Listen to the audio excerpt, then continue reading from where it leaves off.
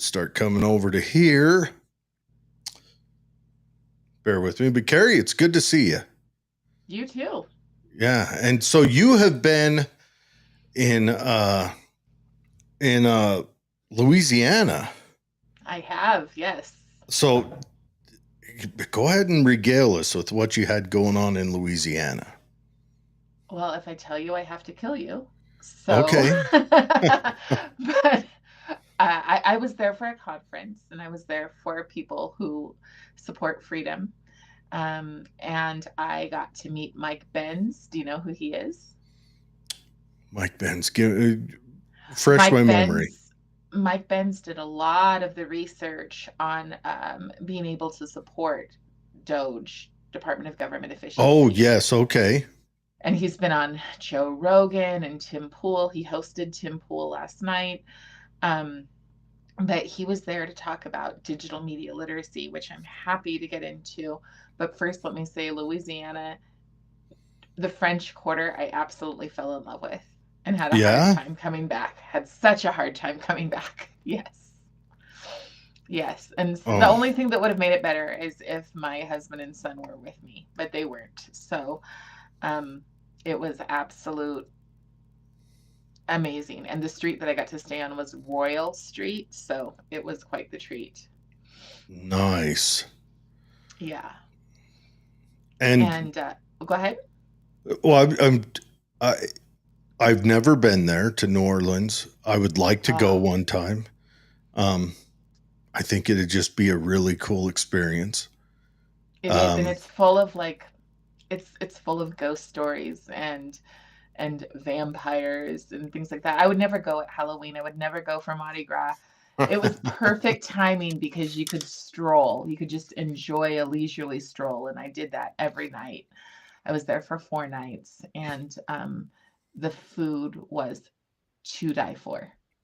It was mm, a lot of so good. rich and like, Like seafood etouffee, which is like a gravy that they put over French fries. And I don't really eat French fries. kind of like So poutine, I I tried it guess. anyways. Yes, but so this gravy had mushrooms in it, and it Mm, was very, but the best was the collard greens. I And like it's funny collard because, greens. see, some people, some people in Utah like to call me melanin deficient, but when it comes to my soul food, give me my collard greens any day. Melanin deficient. I like collard greens. I like most like southern ethnic food. But let's face Yeah. it, I like all foods. I am not a picky eater. I'm a I, consumer of foods. I will be Um, doing Slim Fast all week after that trip. you got to make I'm up just for it. big time. Or my students will have something to say. Mrs. B, you didn't eat the last 3 months of last year. Why are you eating? What did you eat over the summer?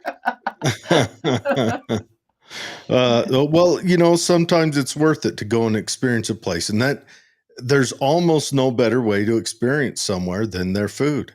Yes. The And cuisine their is, service. You know, yeah. Utah has a massive push for be kind, right? Like constantly I would call it socially conditioning, just constantly pushing for be kind that isn't exactly kind. There are genuinely kind people in Utah, Mm, but the culture of kindness is very manufactured. And that's also what I felt about being in New Orleans and being near the architecture that is really old and just extremely authentic. And you can see the brick, and then you can see that before they had the brick, before the Spanish came, when they had stucco, and how that's behind the brick in some places and it's missing. And in Utah, we're watching a lot of places be torn down and be replaced with the newest, the shiniest, and quite frankly, the most boring. a lot of corporate, the Yes. cold and bland. I mean, just look at McDonald's. I mean, Yeah. Yeah. It used to be, and the thing is, I like modern architecture. I like mid-century architecture. So I like it when it looks like when it's old but new. It was what they imagined the future would be like. Mm, Today, it's just like slap things up as fast as possible and take over these small towns. I just saw that they're doing one in Springville right now, hmm. just coming in and changing it. And it doesn't matter when people go to those meetings and they say, we don't want this. Our That's elected because the officials, plan's been made. yes, They don't bring it to a meeting until they've already made the plan and probably made a deposit. yes, yes. And I think that if you, uh, some people have said that if you start going down all of the lines, you'll see that it's the same people investing across the state. Mm. They're they're really, I don't know, they're kind of like robber barons. They're just taking everything they can. Yeah, well, I've got a different take on it. Okay. So this one's gonna make some people mad, but deal with it. I think the boomers are in total control of our society and have been for a long time. And every bill that's come across the table has been has pushed through if the boomers wanted it, and it fell if the boomers didn't. And Mm. right now, one of the big pushes is to do away with property taxes for seniors, which is just going to up the taxes for everyone else. But that's because the boomers are in the age group where that would benefit them. Oh. And it's going to pass. Now the boomers have moved out of the age where they're going to have kids with them at all ever. Right? Now the boomers are great grandparents. They're Mm. not Okay. grandparents anymore. They're Right. great Okay. grandparents. So everything that used to be coded and geared towards children aren't anymore. McDonald's is no longer geared towards children. It's not the shiny colors anymore. Now it's drab and subdued. A Um, lot of them don't have play parks anymore. New ones aren't getting play parks. If it had a play park, it's going to maintain it. But Okay. new ones aren't getting play parks. But wait a second. I have a pushback on this because Please do. one, we've got a few senators. I'm thinking of Senator Johnson, Senator Ivory, who are freedom minded and who do, even though they may be in good places, they do tend to care about, because feel like there's a difference between the elderly who, well, probably where you live too, but where I live out here in Payson, there's a lot of people who have been factory workers their whole lives, and they Mm-hmm. are on a set income. Mm-hmm. And as they build all of this new infrastructure and the taxes go up, they are being priced out of the home that maybe they even paid off, but they're still being priced on it in taxes. So I think Sure. I hate to use a blanket term for really anybody unless it's the awfuls, the Oh, affluent white let me. female liberals. This you've got to step out of the idea of Republican, Democrat, Yes. freedom-minded authority. This is. Have you ever read The Fourth Turning? No, but I'm familiar with it. This is their mindset. You've got to step out of whether it's freedom-minded or not. Because if it's truly freedom-minded, they would do away with property taxes for everyone, Yes. not just one particular group, which is going to raise property taxes for everyone else because they're going to have to pick up the slack. Okay. But now So I don't know what I'm where they saying, stand on those things, but I think I that want probably property property tax taxes done away forever. with because Yes. I happen to believe in the make believe that we were founded on life, liberty, and property and all that. I mean, all Right. that's completely Right. crap, but I happen to believe in it. Okay. I don't believe that you should rent something you buy in perpetuity. But Agreed. what we're looking at is the boomers have dominated our government, because they were the largest group. They're the largest generation, and Okay. they dominated just by sheer numbers. They were larger than the generation before them, and they're way larger than the generations behind them. Right. We are in a And crisis of, yeah. so as a voting bloc, they carried a lot of momentum, and that's why boomers are going to maintain the presidency since, I mean, Clinton was a boomer, W is a boomer, Obama's a boomer. And then you've got Trump's a boomer. Biden is on the cusp of being a silent, but he's a boomer. And then Trump's a boomer also. They've dominated. The Gen Xers have been skipped. A whole generation skipped from leadership. You wonder, you look at the Capitol, and I mean, at Congress in DC, what I look at is I look at these old people that are geriatric and should probably stop. They, you know, I'm like, did you remember your teeth today? And then you've got their performative young people. And so the people who have kind of, you know, what is that thing? If you're not a Democrat and when you're in your 20s, you have no heart. If you're not by your 30s Republican, you have no brain. Now, I can have a whole big battle on the whole Republican issue because I believe, especially in Utah, I break people into Mitt Romney Republicans and others. And Salt Lake Republicans and others. Yes, but I mean, it is foolish to pretend that we don't have, quote, Salt Lake Republicans or Romney Republicans in rural towns. Sure, I'm sure there's one or two of them, but this point of the boomers dominating all politics sits outside of Democrat, Republican, or outside of conservative, progressive. It sits outside of all that. I would call it uniparty, and it's just greed. Everything's uniparty. It's not greed. Yeah. No? Look, you don't think it's the boomers are hot garbage. Yes. Okay. My dad's a boomer. He's not hot garbage, but as a generation, they're hot garbage. Okay. Every maneuver they made.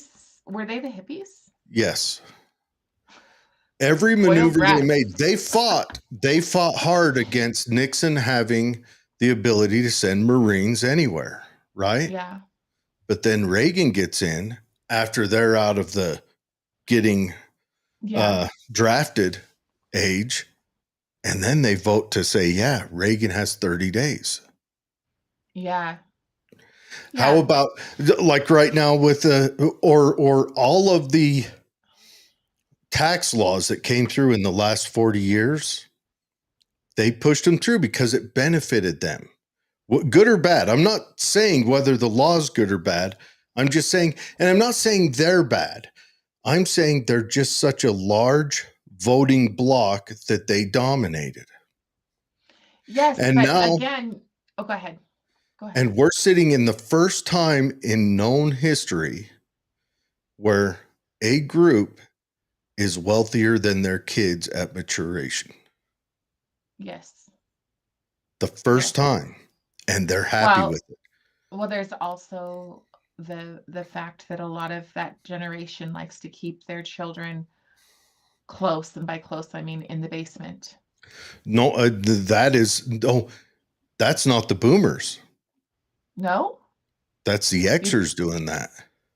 Okay. All right. Because the boomers still maintain too much hold on the market that the millennials can't get a foothold to get out on their own.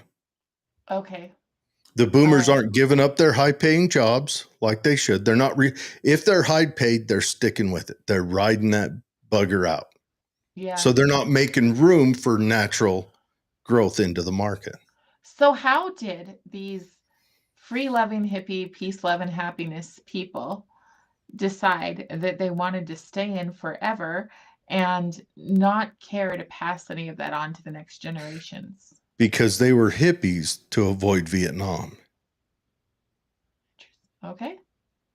They weren't hippies because they really cared. They were hippies to avoid Vietnam. Okay. Once Vietnam was over, they became yuppies. Oh, wow. Okay. I did not. This is a part of history that doesn't, it's not ancient history. It's not the Constitution. And this isn't me hammering on boomers. It's just they're the largest voting bloc, so they're going to maintain this momentum longer. And the boomers didn't replace themselves. And then the Okay. Xers didn't replace themselves. And now Mhm. millennials haven't replaced themselves. And then we're going to have a demographic collapse. And then we'll see what comes out of the smoke and ashes of that. Well, unfortunately, what we get with a demographic collapse is a lot of immigration, which could take us right into Maybe. what what's going on across, well, really across the West. We have The crazy thing immigration. the Go ahead. thing that happens is once our country gets either diluted or devalued past a point, Hmm. there will be demigration. Okay. They'll leave. More Okay. Mexicans left in the last 4 years than came. Okay. So I'm not really worried.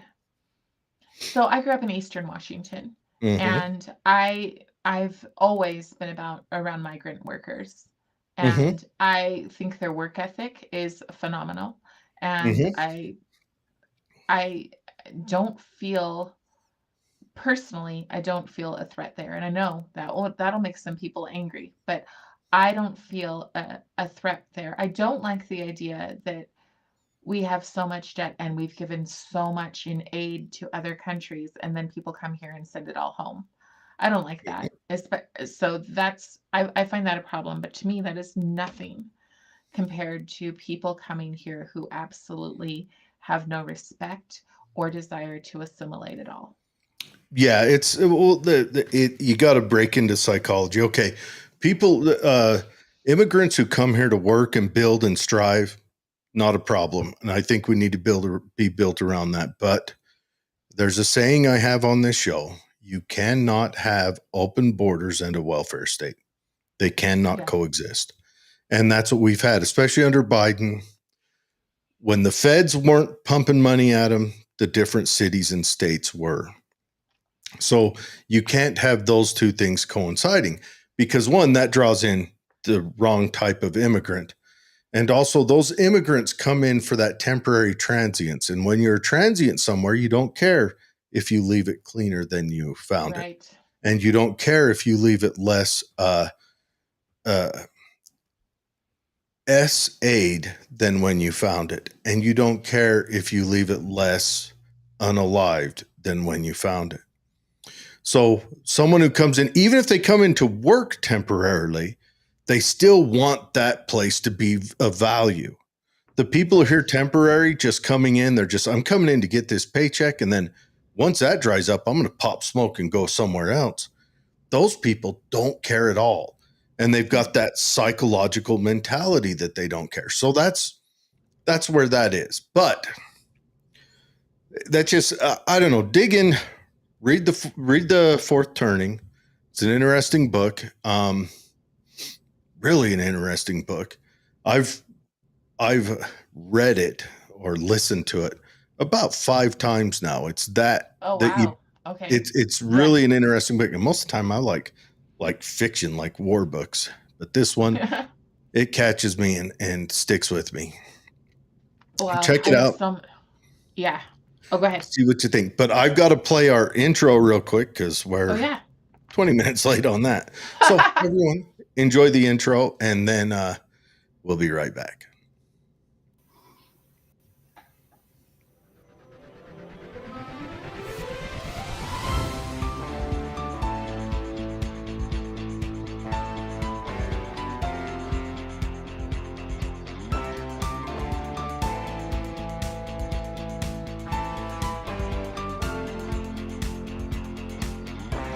Live from Utah's Wasatch Front, the pulse of the Mountain West, where the issues that shape your life meet the truth that sets you free.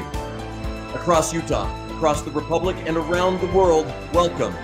This is KMMU.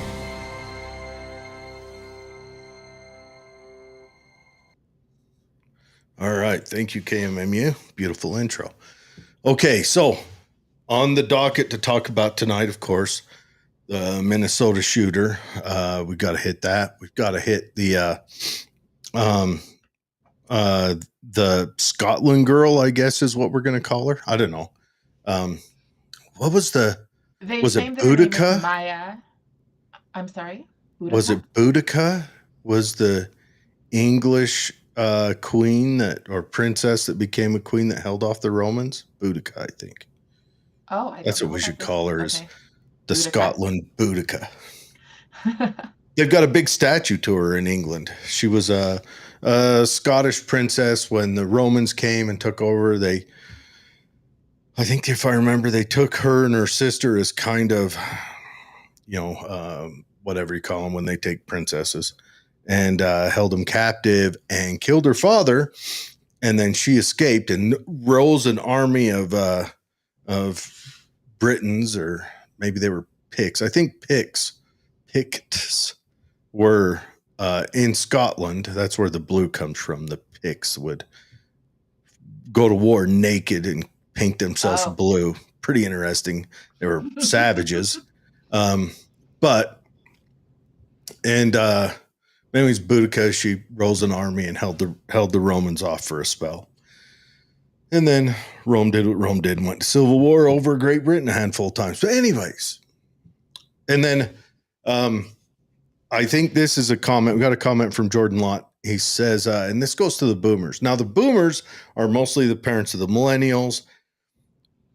Some of us Xers in the later end of the Xers will have boomer parents, but most Xers have parents in the silence, the ones right before the boomers. And those are the ones in between, the greatest and the. Anyways, it's a whole nother thing. But Jordan says, my dad took away my debit card. He says he's teaching me money management. My life is tough and rough, sadly. Okay, Jordan, is this a debit card that you earn money and put money in? And or is it a bank that's tied to him? Was you hitting overdraft? What's well, and other how than old that, is I Jordan? don't see how if it's your bank and he takes it away, call and cancel it and order a new one. If it's tied to him, sadly, you're going to have to step out and start making your own money, open your own bank account, and separate yourself in that way. Those are the steps. And if you're not ready to do that, then follow the advice of your father. I'm hoping he means well, and I'm hoping he's not doing you wrong. And if he is doing you dirty, you need to separate from that immediately. That's my opinion on it. I know my father, when I was in my first marriage, I was off in basic training. My first ex-wife was bouncing checks a lot. And so I requested my father go to her and take the checkbook from her and issue it out. And I'm not saying you're doing that. I hope that, that's not the case for you. But if he is just doing it maliciously, separate yourself from that situation. Become your own man. You'll have a better relationship with your father after that. That's the trick. Trick to having a good relationship with your father: become a man. It works. It's ingenious. Okay. Budgeting and managing money is important, though. Pay off our bills and taxes on time. Yes.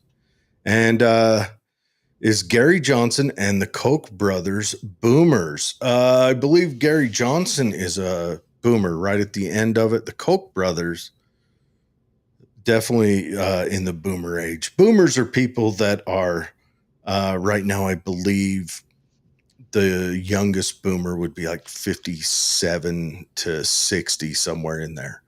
Actually, maybe a little over, maybe 65. I'd have to look it up. Okay, on to the Minnesota shootings. The exciting time. Now, Simulated says all different kinds of shooters, but this one in particular was a trans deck. And that one that was in Tennessee was also a trans. Was it Tennessee? There's about the majority of them are. Let's just put it that way. The majority Right of now. them are. Well, and it makes Yes. sense because there's a big difference. So there's a movement that's called from transgender to transhuman.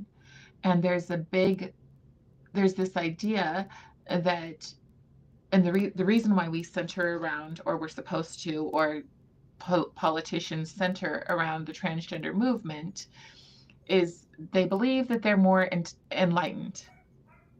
So that's where it moves to transhumanism, which sounds totally weird and off its rocker, but this is kind of a lot of the stuff that I dig into. But the issue is that when you center around people, like, just take it down to its basic level. You take a kid who, maybe, I'll just use an example of someone I know. 2 siblings in the family. The daughter is beloved, obviously the favorite. The son is not.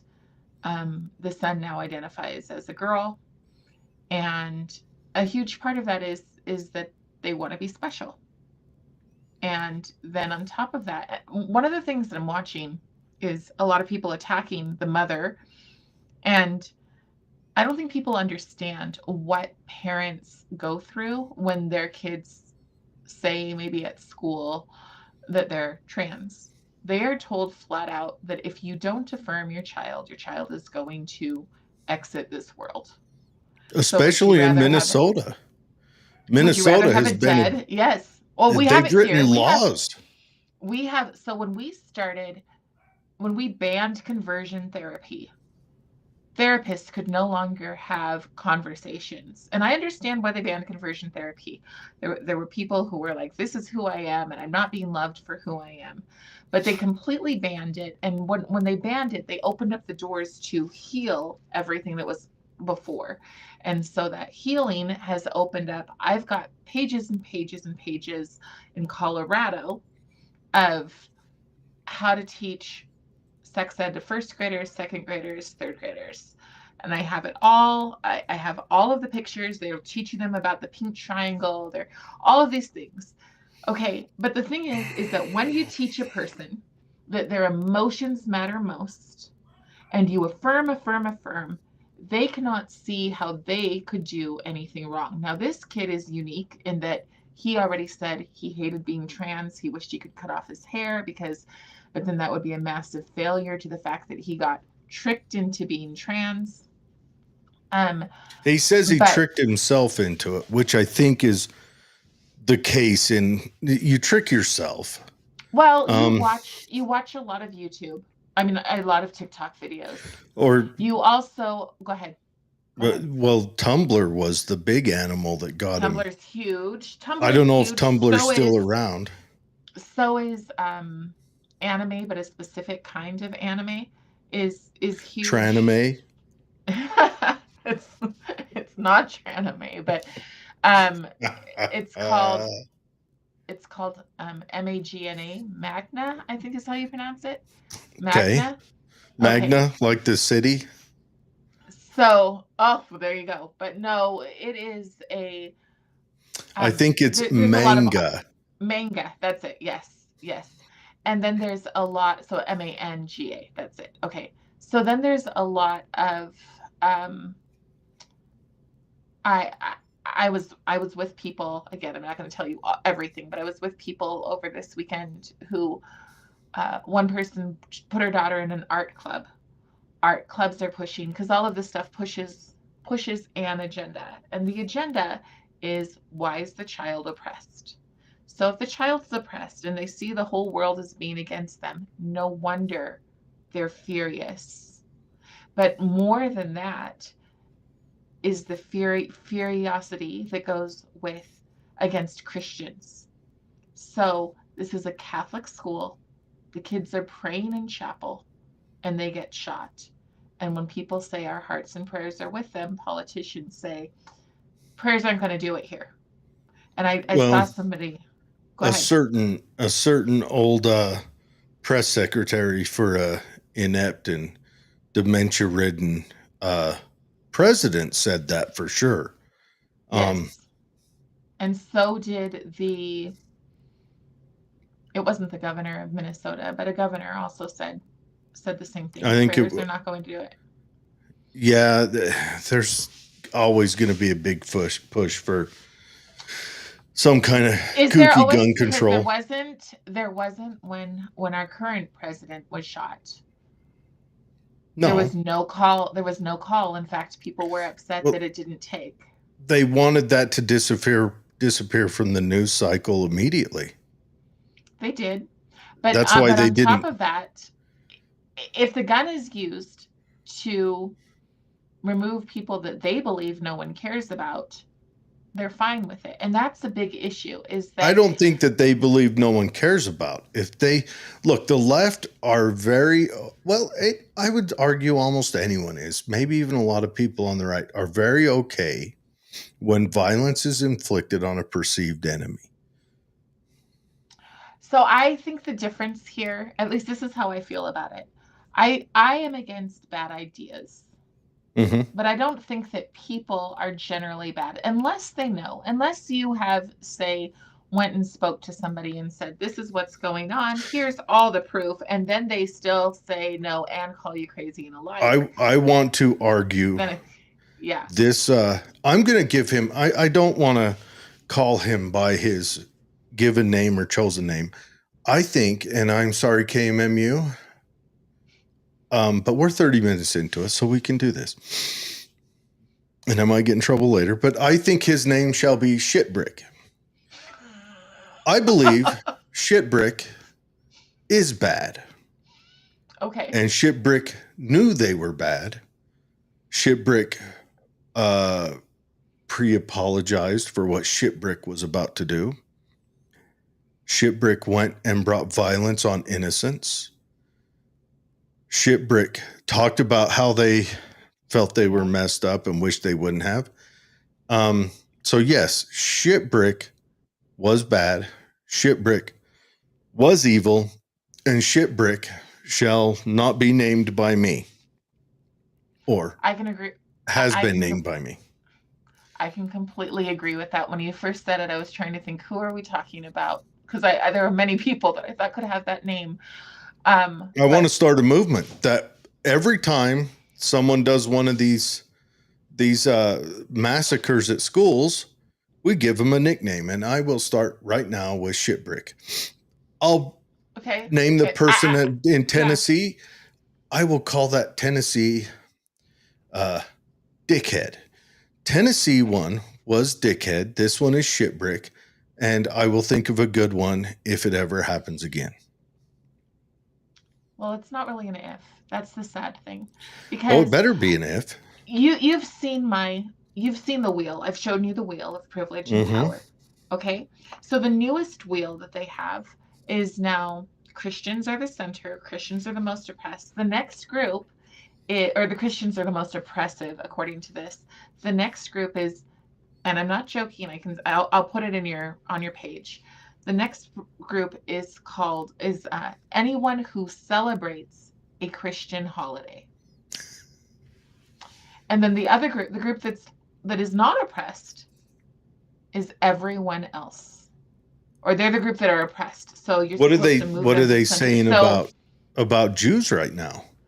Yeah, so they're not on that list. And a lot of the reasons Jewish people are not on the list is because there's a lot of funding. And so a lot of the terrible things that are targeting just kind of gloss over that. I mean, your kid's going to get into college, but most people don't understand that anti-Semitism and anti-Americanism are very much intertwined. It has nothing to do with whether or not. Sometimes I would argue, okay, anti-Semitism is hitting different, and I'm not going to get into a debate on what's going on in the Middle East or any of that. Yeah. I tend to read that from a historical context, and if you read the history, you become very apathetic to the whole situation. Where I feel is that the goal is to teach people that there shouldn't be a sovereign nation. The whole goal is open borders. Well, of course, they want a world government. And so if you can get rid of that sovereign nation, then America and America's values, it's easy to say. And they're already saying it. You know, I don't know if you've seen Randy Weingarten of the teachers, that president of the Teachers Association. But no. Okay, she has a book out right now called Why Fascists Hate Teachers. I mean, it's that stupid. And honestly, dictators and fascists tend to take over the schools and teach the kids whatever garbage they want to teach them. That's fact. So, go ahead. I see. Well, one, I would like someone to do what's their definition of fascism first. Lay that out Right. for me, because I know what the definition of fascism is, but I would say their definition is anyone who doesn't believe in globalism. anyone who doesn't Anyone agree who with them. anyone who wants anyone who believes that we should have sovereign nations and Yeah. strong borders. That alone makes you fascist today. Yeah, that tends to be the thing. Anyone who doesn't economically agree with them, but Yeah. But that the hypocrisy there, because these people are making $400,000 a year to tell you that you should share the pie. I hope she listens to this. I'm going to tell her why me, as a extreme libertarian, I am not a Republican. I am not a conservative. I am an extreme libertarian. I think the Republicans are too statist for my liking. Why we don't like teachers right now is because teachers are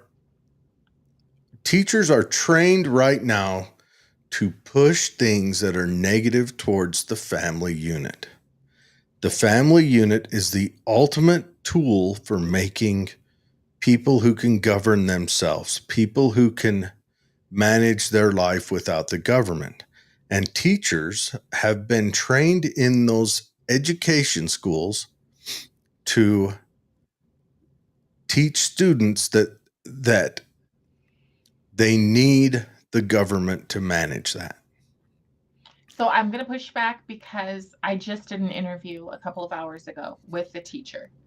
And not every teacher is swallowing this. So I hate to put, and I feel like that's the difference between a conservative. I'm not universalizing them. I'm saying this is what is taught in the teaching schools. That's true. And that is true. You can't. And that means just because you're taught that doesn't mean you have to reflect that when you get out into the world. But that is what's taught.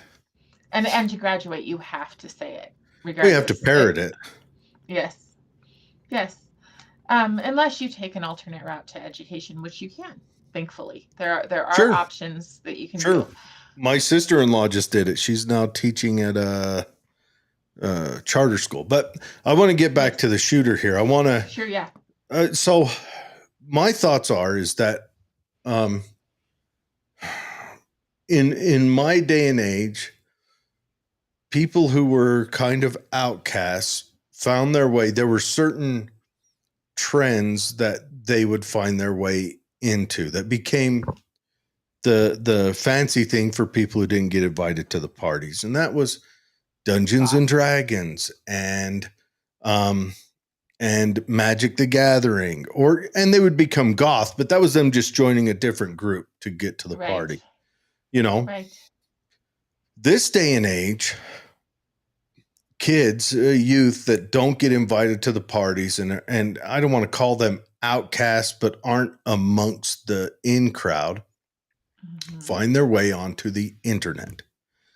And as they find their way onto the internet, this individual, Shitbrick, probably started exploring Tumblr and maybe certain parts of Instagram, and say one night, mom and dad are watching The Late Show, and or mom, I would lay hard money there's no dad.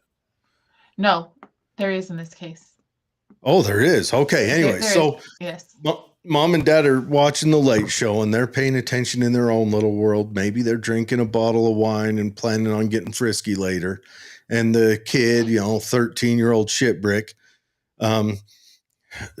is exploring the internet and finds Tumblr and starts just following down pathways that night after night they start out maybe reading an alternate lifestyle page, and then it usually start liking someone that it usually starts with pornography, or if it's whatever they do. Yeah. So if it's autogynephilia, it usually starts with pornography.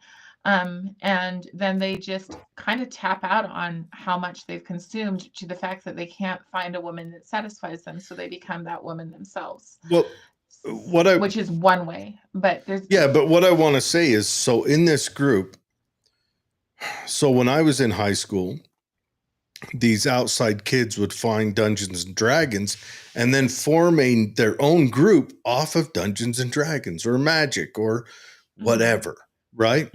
Just like the popular kids form their own groups off of whatever they were doing. These kids would, but now, say the kids in Shipwreck School formed a group around being sexually outside of normality. And so they probably became a group, probably a little herd that walked around and said, you know, I'm more not normal than you, and who's the weirdest, and, you know, and then started sharing and building on that. And over a few years, they build on that, and they get it in their mind that not only to stay in that group, but to get a claim in that group. And then also the state that they're in pushes a claim down on them, so they're more important for being that. Yeah. And then they've got a governor that speaks out and says, we want to be a safe place for you guys, you know, instead of saying, I want to be a safe place for everyone. He comes out and the country at the time is pushing towards that. And so this individual falls deeper into that. Well, school ends. School ends 3 years ago for Shipwreck, or 22, right? 4 years ago. 3 years ago for Shipwreck. School ends. And Shipwreck is forced out onto the world. And invariably, some people in his group go on to college and say, oh, I'm going to rewrite myself. And they forget all about craziness. They're like, boom, I am now, you know, whatever, normal. Some of them still carry that on, but they get into a workplace, tone it down, build new friends, maybe start playing frisbee golf, or maybe pick up other hobbies. So they drift away from the combined hobby that is their sexuality. And all of a sudden, 4 years, 4 years later, or probably a year later or 2 years, Shipwreck is kind of left alone with his own shipwreckness. And in his shipwreckness, he starts regretting his choices of outcasting himself, herself. I don't care. Outcasting. And because they have held on and didn't grow past it, they haven't been able to build any bonds since. They've been stuck without any bonds. Any of those normal bonds where, you know, you make new friends, whatever, they you know, leaned into it hard. The long hair could have went and flowed around the world just fine with long hair, but it's probably other things that they said and did. And so Shipwreck becomes a loner, and in their turmoil of being a loner, starts getting corrupted ideas, starts following down paths, that thought process that if only this political individual wasn't here, life would be perfect for everyone. It's not the case. It's not the case that if one person is elected or not elected, that the world gets better. It just doesn't happen. The world is what it is. Politicians rarely, if ever, have any positive or negative effect on your world. I mean, right now, this economy we're suffering is from COVID. I'm going to say it again for everyone in the back. Right. It is Trump's fault for what he did at the end of his first term. It's Biden's fault for continuing what Trump did at the beginning of his term. We are paying wholesale for the dumbassery we did during COVID. Agreed. So the first thing is that these kids are being taught to be concrete thinkers. They think in absolutes. The second thing is that in queer ideology, in queer theory, they actually teach that childhood innocence is a myth and it's oppressive. So some people believe that in removing these children, they're setting them free from what could have been their oppressive life as Christians. That is where this goes. So it's and that's why it continues to be. This is the second time it's been a Christian school. Okay, they're taught that anything that wasn't affirming, especially if they went to school and heard that maybe marriage is between a man and a woman, and then they get down this road, they feel that they're just propagating another generation of people who are going to feel that way. So they need to end them, which is really disturbing. And that was the point I wanted to make, is that somebody like me, who is a conservative, I'm not ashamed at all of saying that I am a conservative. But that does not necessarily mean I am a Republican. And it doesn't mean, the thing about conservatives and why we often fail is because we have such a spectrum of who we are and what we think, because we value the individual. And that becomes a problem when a collective is needed to organize. So that first thing is that they don't believe in childhood innocence. They think that those who impose innocence on kids are abusing them. So is this why I think I think that the trans individuals who attack schools are attacking schools because of media rhetoric. That's my opinion. Yeah, and that plays a part in it, but ultimately they are built up. So it's the whole thing, the whole wokeism is basically a religion. And the people who are willing to go so far as to mutilate their bodies, they're people who are allies, and they're basically putting the lamb's blood against their door and saying, please don't come for me. Please, please, please. I'll say whatever you want. I'll act however you want. Right? It doesn't matter how I feel behind closed doors. But this is what I think. Progressivism is undoubtedly a religion. And they're just an offshoot. The highest level, the priests, those who should be venerated, are the people who are willing to transform themselves. Also, oftentimes these kids have another link, and that's autism. Yeah, that's a big draw. And I wonder if I've often wondered if autism draws people in because they're already kind of outsiders, just because their mind works in a different way than everyone else. So that automatically makes them so that they seek out that group. Because I think, again, 30 years ago, autistic people would have found themselves playing Magic the Gathering or playing Dungeons and Dragons and building a group around that like we used to. And that's not to say that this is where it gets spicy. So the conservatives demonized those things as well back then.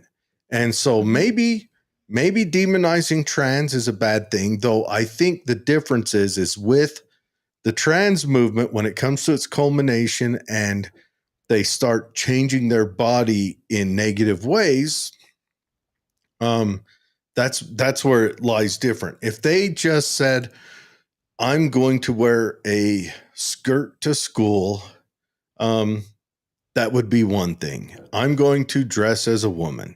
That would be one thing. But when they start changing themselves, but then again, I think even if they started, let's say they started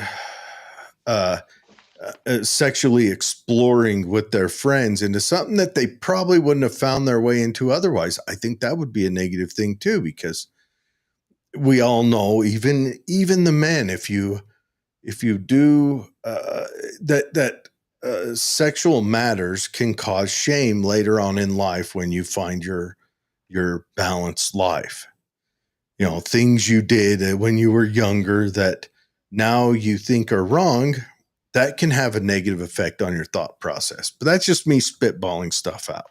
Okay, so autism is generally considered special needs, generally getting an IEP, all of these things. Okay, so oftentimes r- really needing to see a counselor, having a guidance counselor in your life. Difference between a guidance counselor and these new school counselors equaling social justice.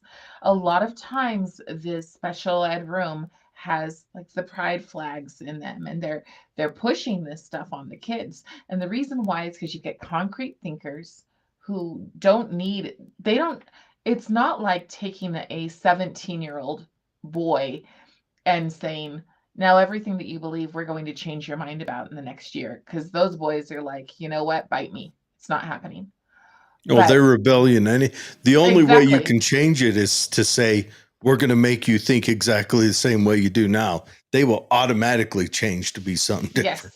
Yes. And so they're dealing with that. So there's a huge there's a wave towards focusing on the middle school kid, but also towards the special needs kids. So they bring in the special needs kids, but see, once they get services for the special needs kids, they argue that because of COVID, all of our children have been trauma impacted, meaning they need the same kind of services, the same kind of care, the same kind of, quite frankly, indoctrination that they're getting in the special needs classes. I just interviewed an autistic boy. Now, when it comes to how I feel about the trans movement, I really truly do not care. I probably would prefer not for it not to be in my life, but I'm not going to go fight you if Hmm. you're over 21 and you're making your decisions. It's your life. Yeah, But if you're I bringing that don't into care. children, if you're bringing that into kids who don't even know, I mean, they're still having accidents at school and needing to call home, and you're bringing that to those age kids and telling them this is the new truth, then we have a huge issue. And so, and then going back to his parents, so you get this huge issue. You want to tell your child the truth, and someone, maybe it's a neighbor, maybe it's a teacher, maybe it's a counselor, maybe it's your bishop, is telling you, you know, the only way to protect your child is to affirm them. The only way to be kind. Probably the most disgusting thing I've heard is the progressive Christians saying, well, Jesus loves all, so you need to be loving. Well, I would argue that being loving is telling a child, I know you want to be a pirate, but no, you can't cut off your leg. Hmm. It'll pass. I agree. Well, and also it's got to be tough because they're in Minnesota. Their governor has come out and said, they've made that a protected class. So even if the parents weren't into supporting that, they're under threat from the state if they don't. Someone just said, what day did you wake up and decide you were straight? I don't even What know. day did Neener Puss, what day did I wake up and decide I was straight? Boy, that's a tough one. I'll tell you a story. My mom, God rest her soul, used to tell this story and she got a hoot out of it. When I was in preschool, we were making dioramas, where you cut pictures out of whatever magazines and turned them in. And so I'm 4, little 4-year-old savage running around. And everyone else's diorama was, whatever, horses, and, Allison down the street probably did horses and roses and stuff. Mine was bras and cigarettes. At 4 years old? Oh my gosh. Oh, So wow. I You can knew who you honestly were. say, straight from the start. Well, and that's one of the things. This children know who they are at an early age. That's why they want to bring queer theory in as early as possible, because that 4-year-old can tell you, I'm a boy and I don't like to play with girls because girls are icky. I want to ask And Neener Puss a question, though. okay. So if I was 4, and obviously bras were on my mind and cigarettes, should my mother have supported me on those? Should she have maybe got me a pack of Marlboros, maybe some Camel studs? Should she have maybe taken me down to, I don't know, back then it would have probably been JCPenney or whatever, and wandered me through the ladies' dressing room, seeing if I can't catch a sight. And that's what you got to ask yourself. What my mom did profound. was she was awful ashamed because this was a church preschool. And she was awful ashamed of it. And I'm sure she laughed, but I'm sure she wasn't pleased. Children who know they are at a very early age, but they do.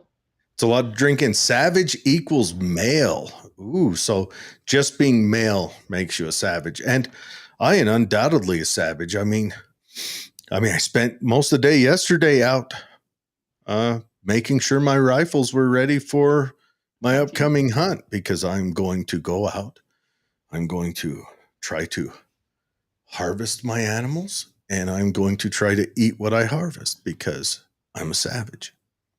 Well, I don't like the really strong stereotypes. First off, I really hate the idea of toxic masculinity, because we are weakening our men, and we're doing it on purpose, because weak men will not stand up. Going back to the Scotland girl, weak men will not. Yeah, we got to roll into that subject soon. Yes. Well, let's go ahead and read some comments and then roll into that. Sure. Okay. So David over on the Books of Faces says, is it illegal to live in your car in Tooele? Tooele is the city I live in. Some places around here it is illegal, and he lives down in Jacksonville, Florida. I don't know. Legal and illegal only comes with enforcement. And I think if you could probably live in your car anywhere, as long as you don't make it obvious, and don't get caught. That means sleeping where no one cares, no one looks. We would have to do away with schools if that tax base is lost. He's talking about when we talked earlier about how the boomers are doing away with property taxes on themselves. And no, they're just going to take more taxes lower down. And then if they did away with all property taxes, we'd have to figure out a different way to pay for the schools. I don't know. Everyone knows that I am a blabbering idiot most of the time, so I don't have the answers for that, but I'm sure there's other answers. I think people need to ask the question, why do they want a bankrupt society? A bankrupt society cannot, it cannot stand. It cannot defend itself. It will bow the knee. You know what? You can't have a central bank and not have a bankrupt society, though. So everyone live with that. And when I say bankrupt, I mean not morally bankrupt. I mean central banks always print money, which devalues the currency, which runs into debts, which here we are. And it's happened every time. I mean, yes. I'm looking at this. Can you decorate? So that's the thing. There are Boy Scouts who know how to sew. And that doesn't necessarily make them gay. I can sew, very limited. I learned how to sew when I was young. And then also you learn how to sew when you're in the military service. There's this whole patch thing you got to put on. Yes. Can I decorate? All I got to say. Right. Outstanding decorator. Can I dress and groom fashionably? There it is. You wanted to look at women in bras. And yes, how about your mother? I did. Was it your mother? Was your mother the first person you saw in a bra? Probably. Well, probably 100%. Right. Now, Neenerpuss, you said something there that's very apropos. The boomer bubble will bust and debt will soar quickly. When the boomer bubble busts, it's going to do a whole bunch. I mean, it's probably going to, when the boomers pass, I'm a doomer. When the boomers pass, all that housing is going to go to their children. And so that's going to change what our economy looks like overnight. It's going to be a wild ride. It's You're not going to, watching. I'm sorry, but you're not watching the UK. The UK is getting rid of inheritance. yeah, They're taxing people into oblivion. because they think they're doing that to go after their aristocratic class, but their aristocratic class is rather small and isn't going to make up for anything. So No, because they're it's, going after farmers. well, They're yes, taking but they're taking their property. they're And arguing for it under the aristocratic class.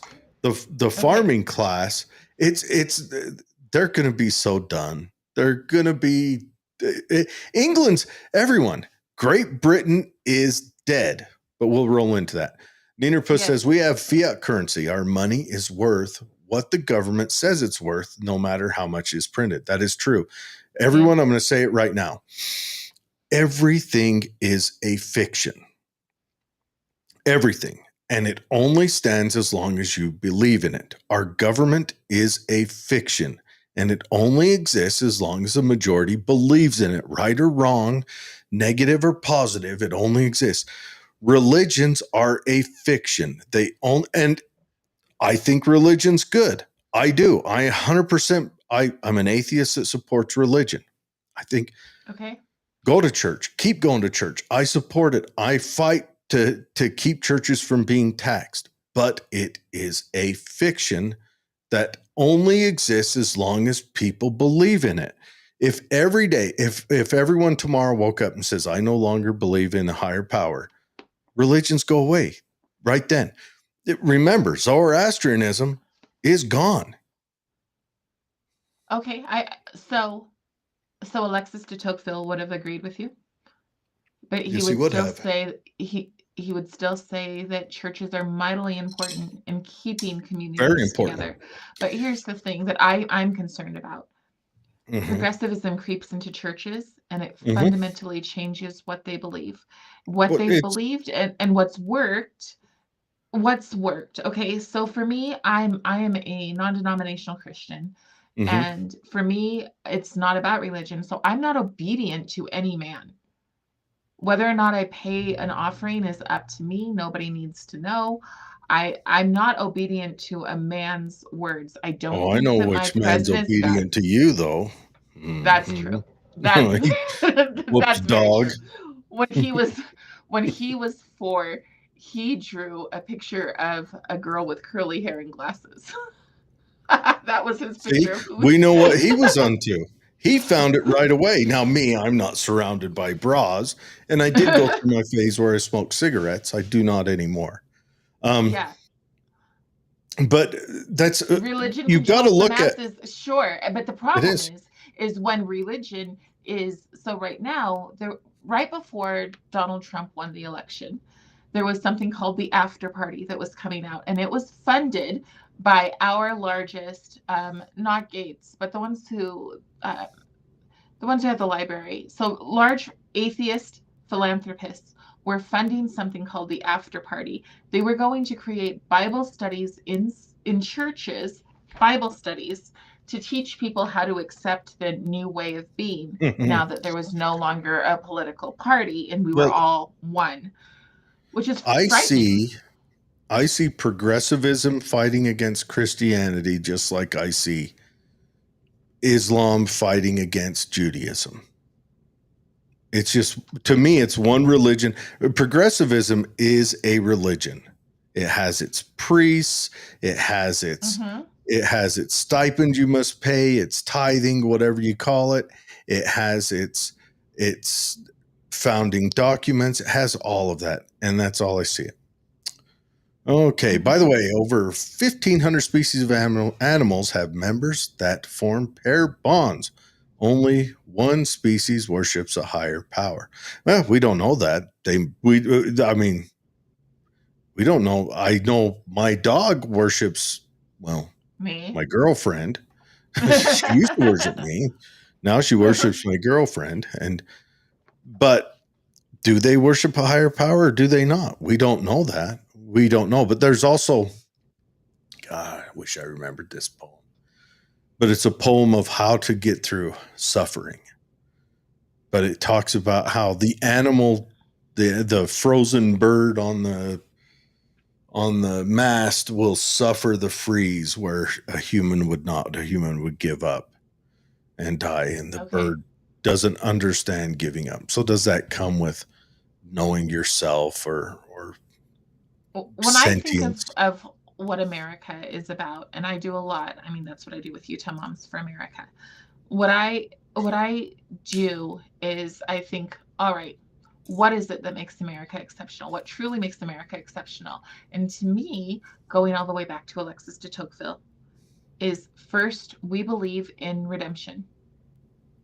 That is something that being a Christian nation we believe in, which means, and this is why I am a conservative, is because we believe that people can change. We believe that there is a whole new way of living your life. You can repent and you can be a new person.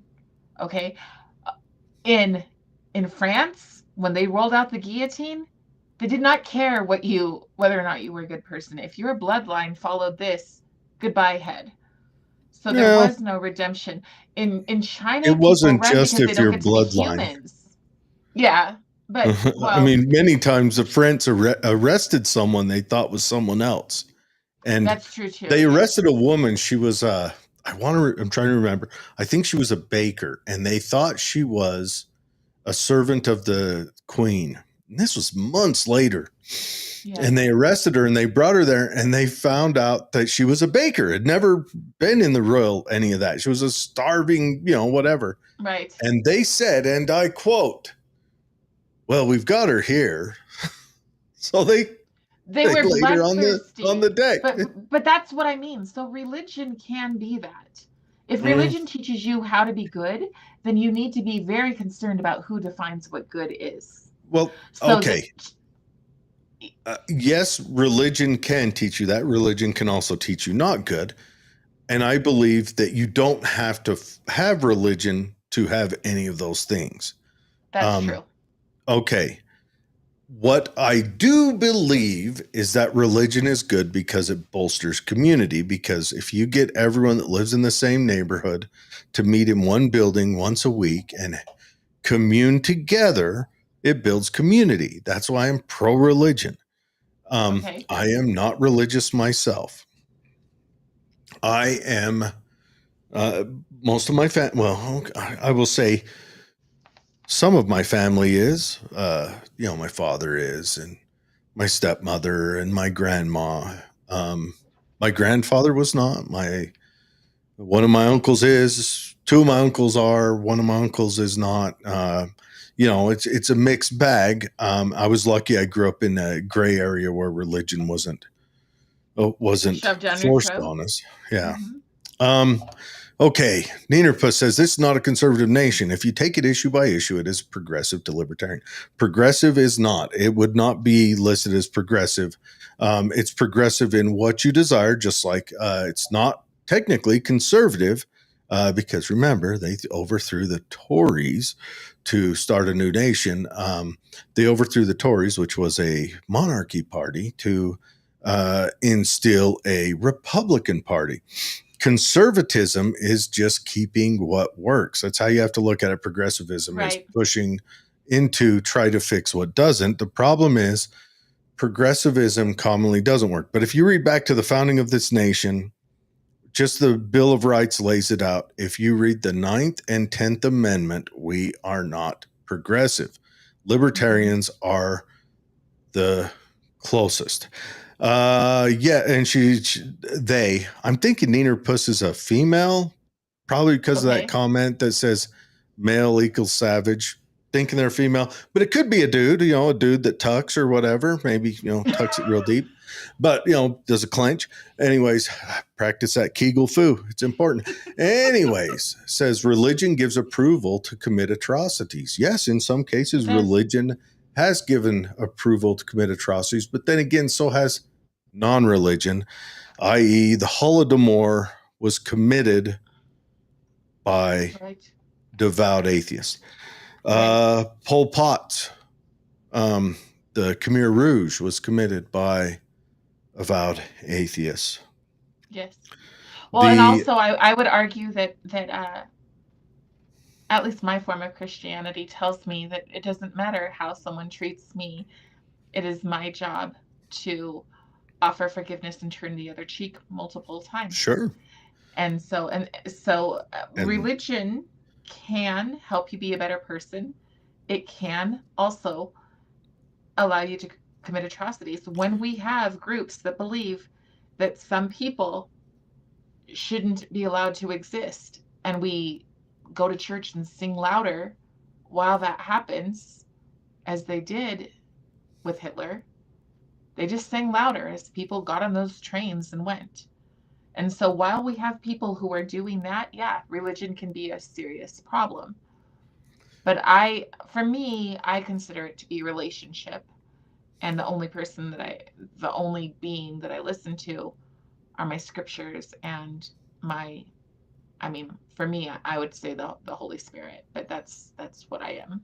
Good. That's my belief. Good. Yeah. Neenerpuss says that they're not a woman. They say nope. And I imagine that goes to the male to female comment, and says, I don't tuck. Okay, good. Let it swing. Let it swing low. Bruise your knees. I like it. I don't need to know. Okay. UK conservatism is different. UK conservatism is very different.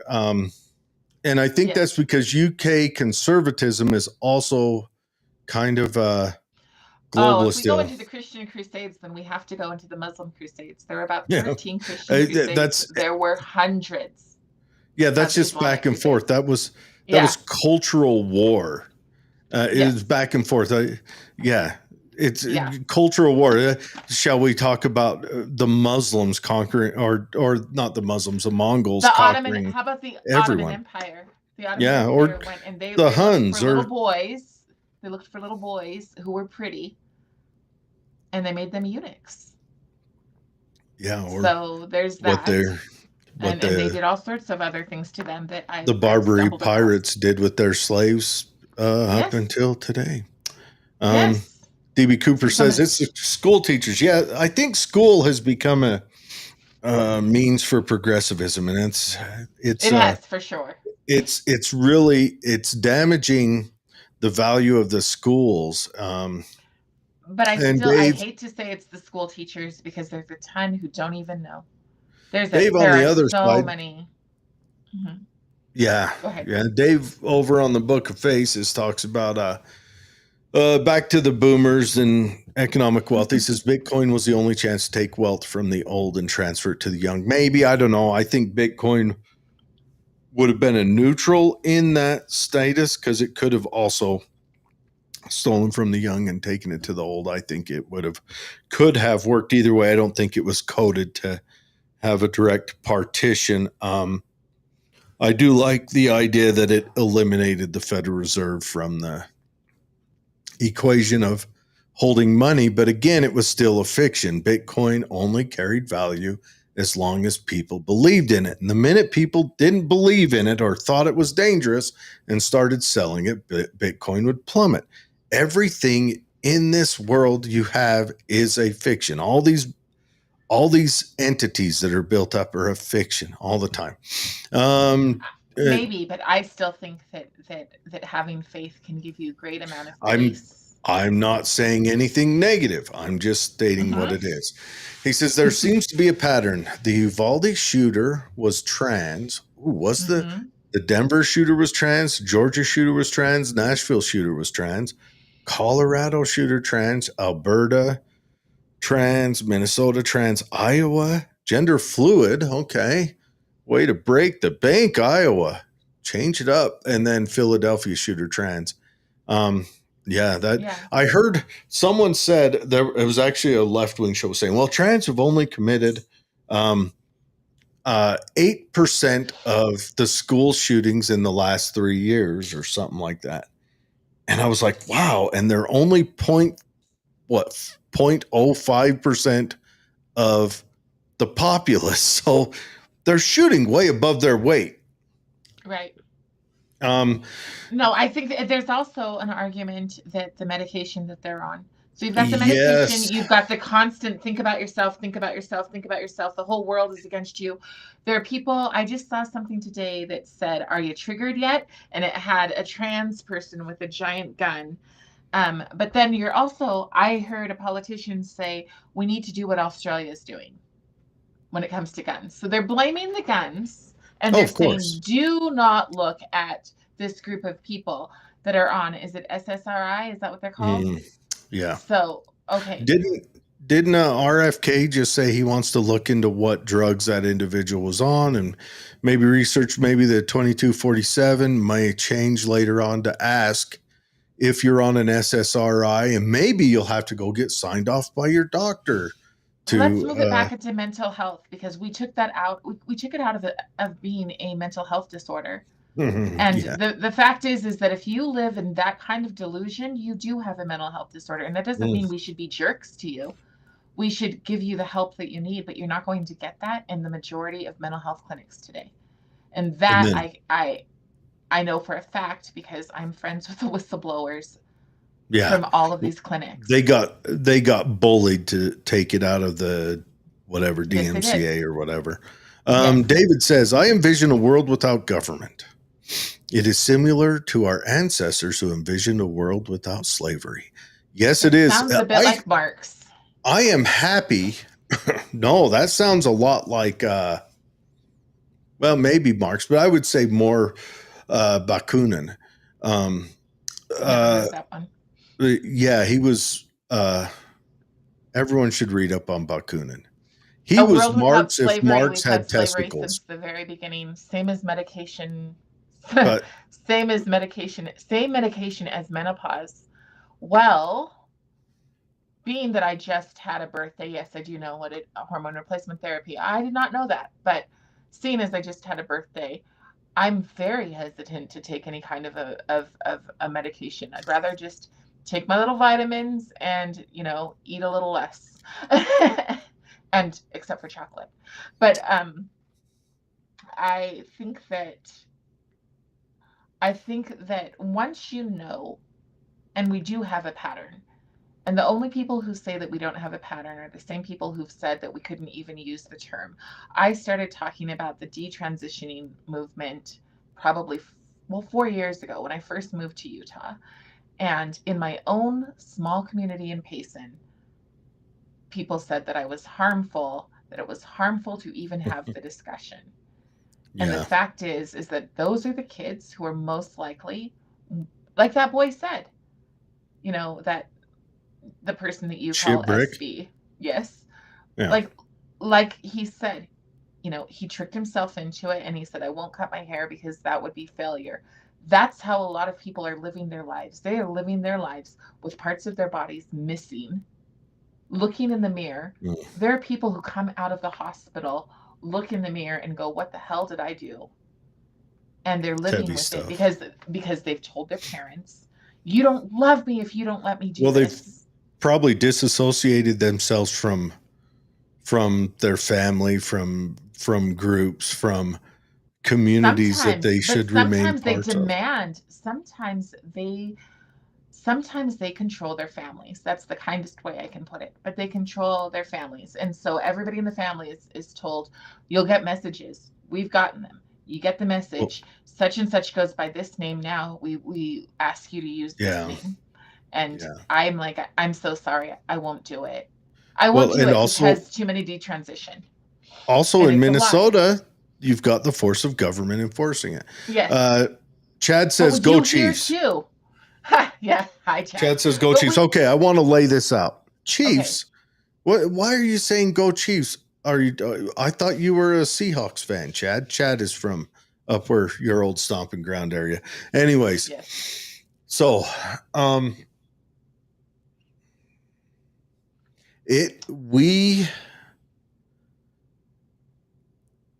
detransitioner thing is, they have been abused and everything else. But so probably 4 years, I'll bet if you go back to my earliest shows, you can hear me say this. 5 years ago, I was saying, in a decade, we're going to see family annihilations because of parental support for the mutilation.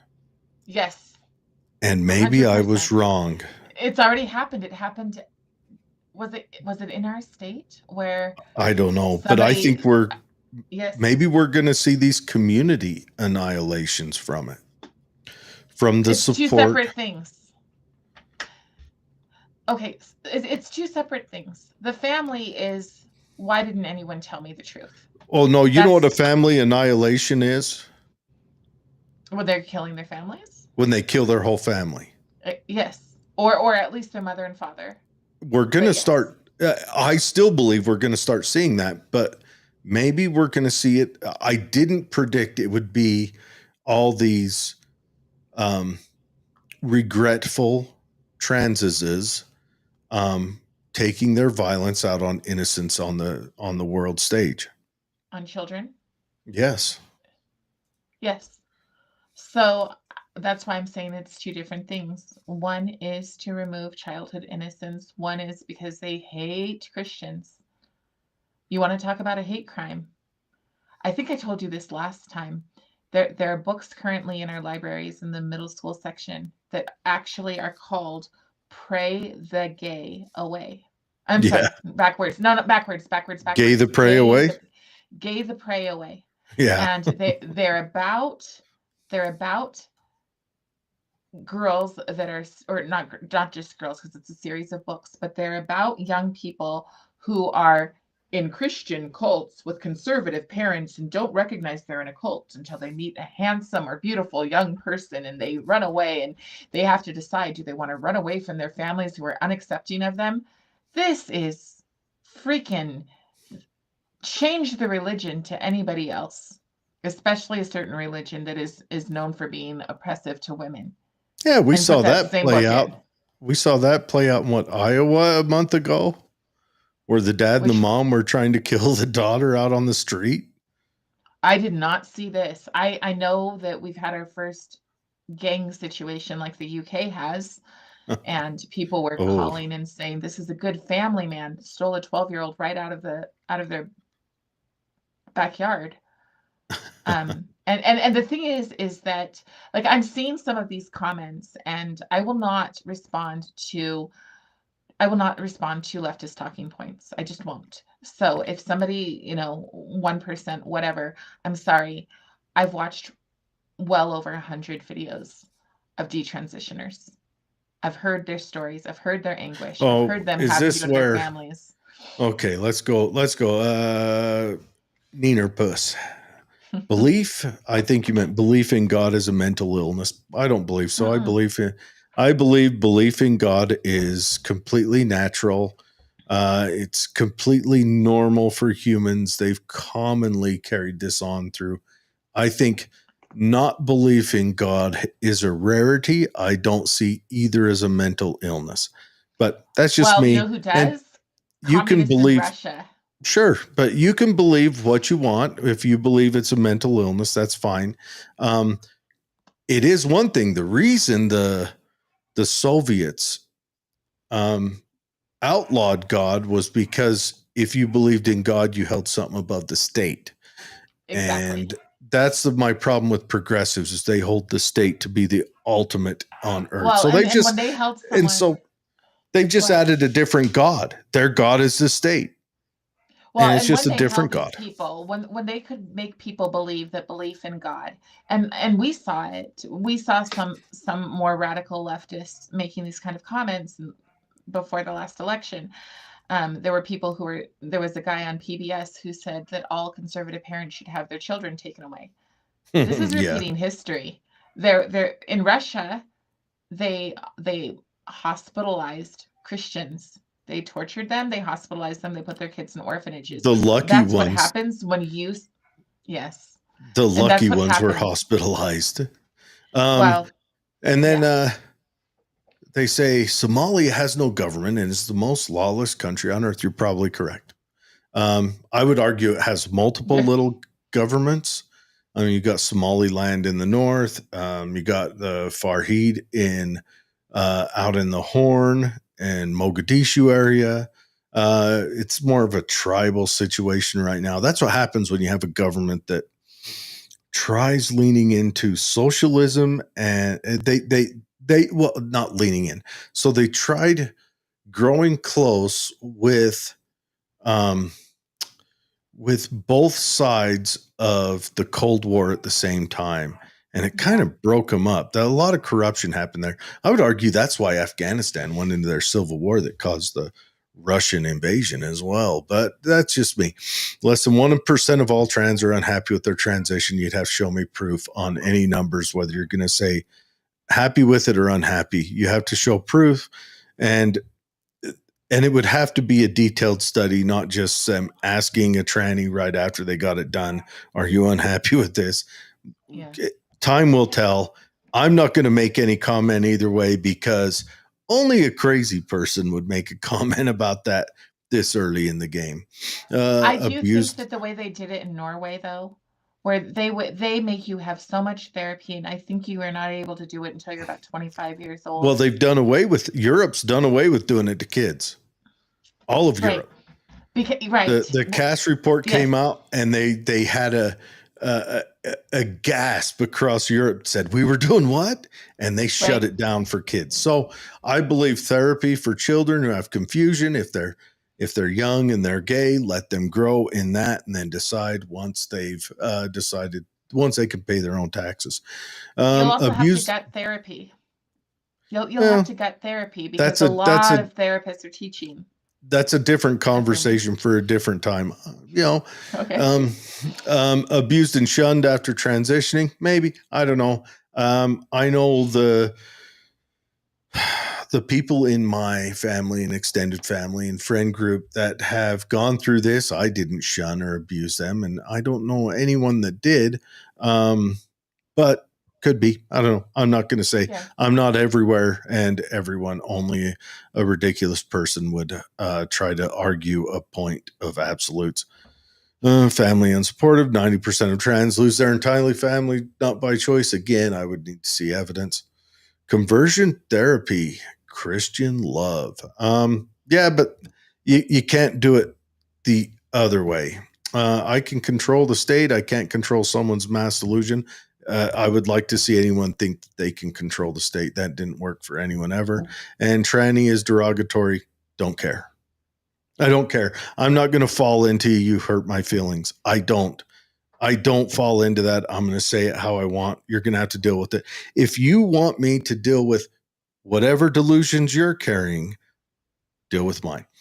In US, it's illegal to have plastic surgery under 18 years old. No, it is not. It's illegal to do it I think it's illegal to do it in most states or all states under 18-year-olds without a parent's signature.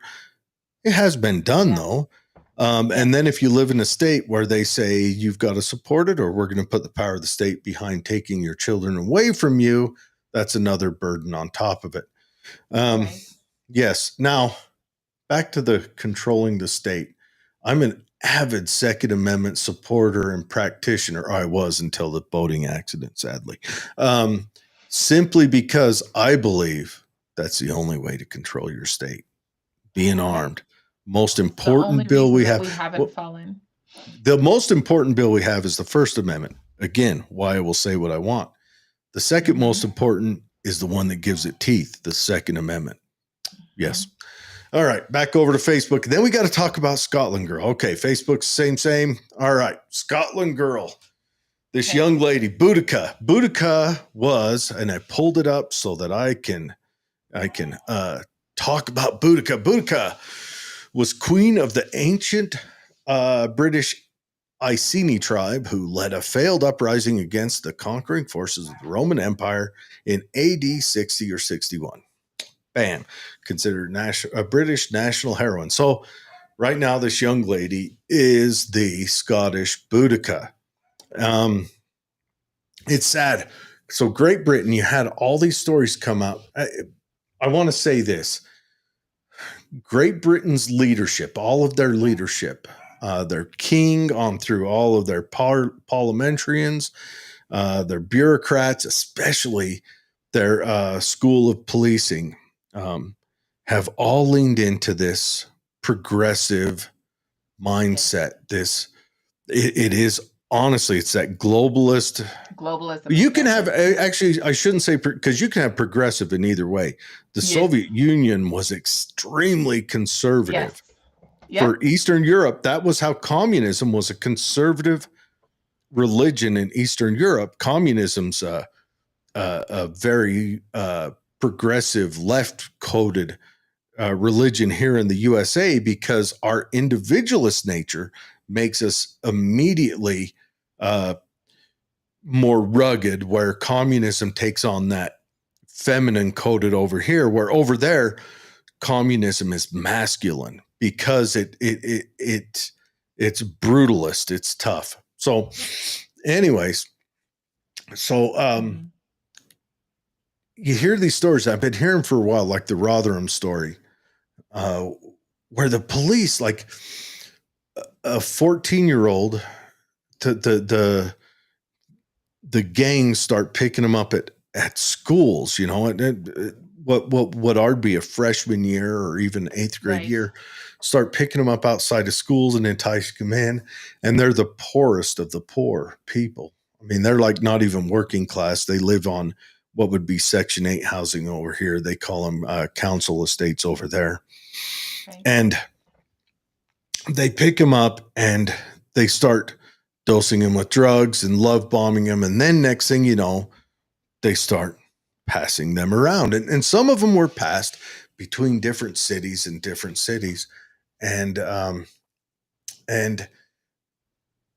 the abuse happened. And then when instances that they got caught, either because the girls said this happened to me, or parents went to try to rescue the girls, the police would arrest the girls and the parents and let these guys go for years and years. And that was,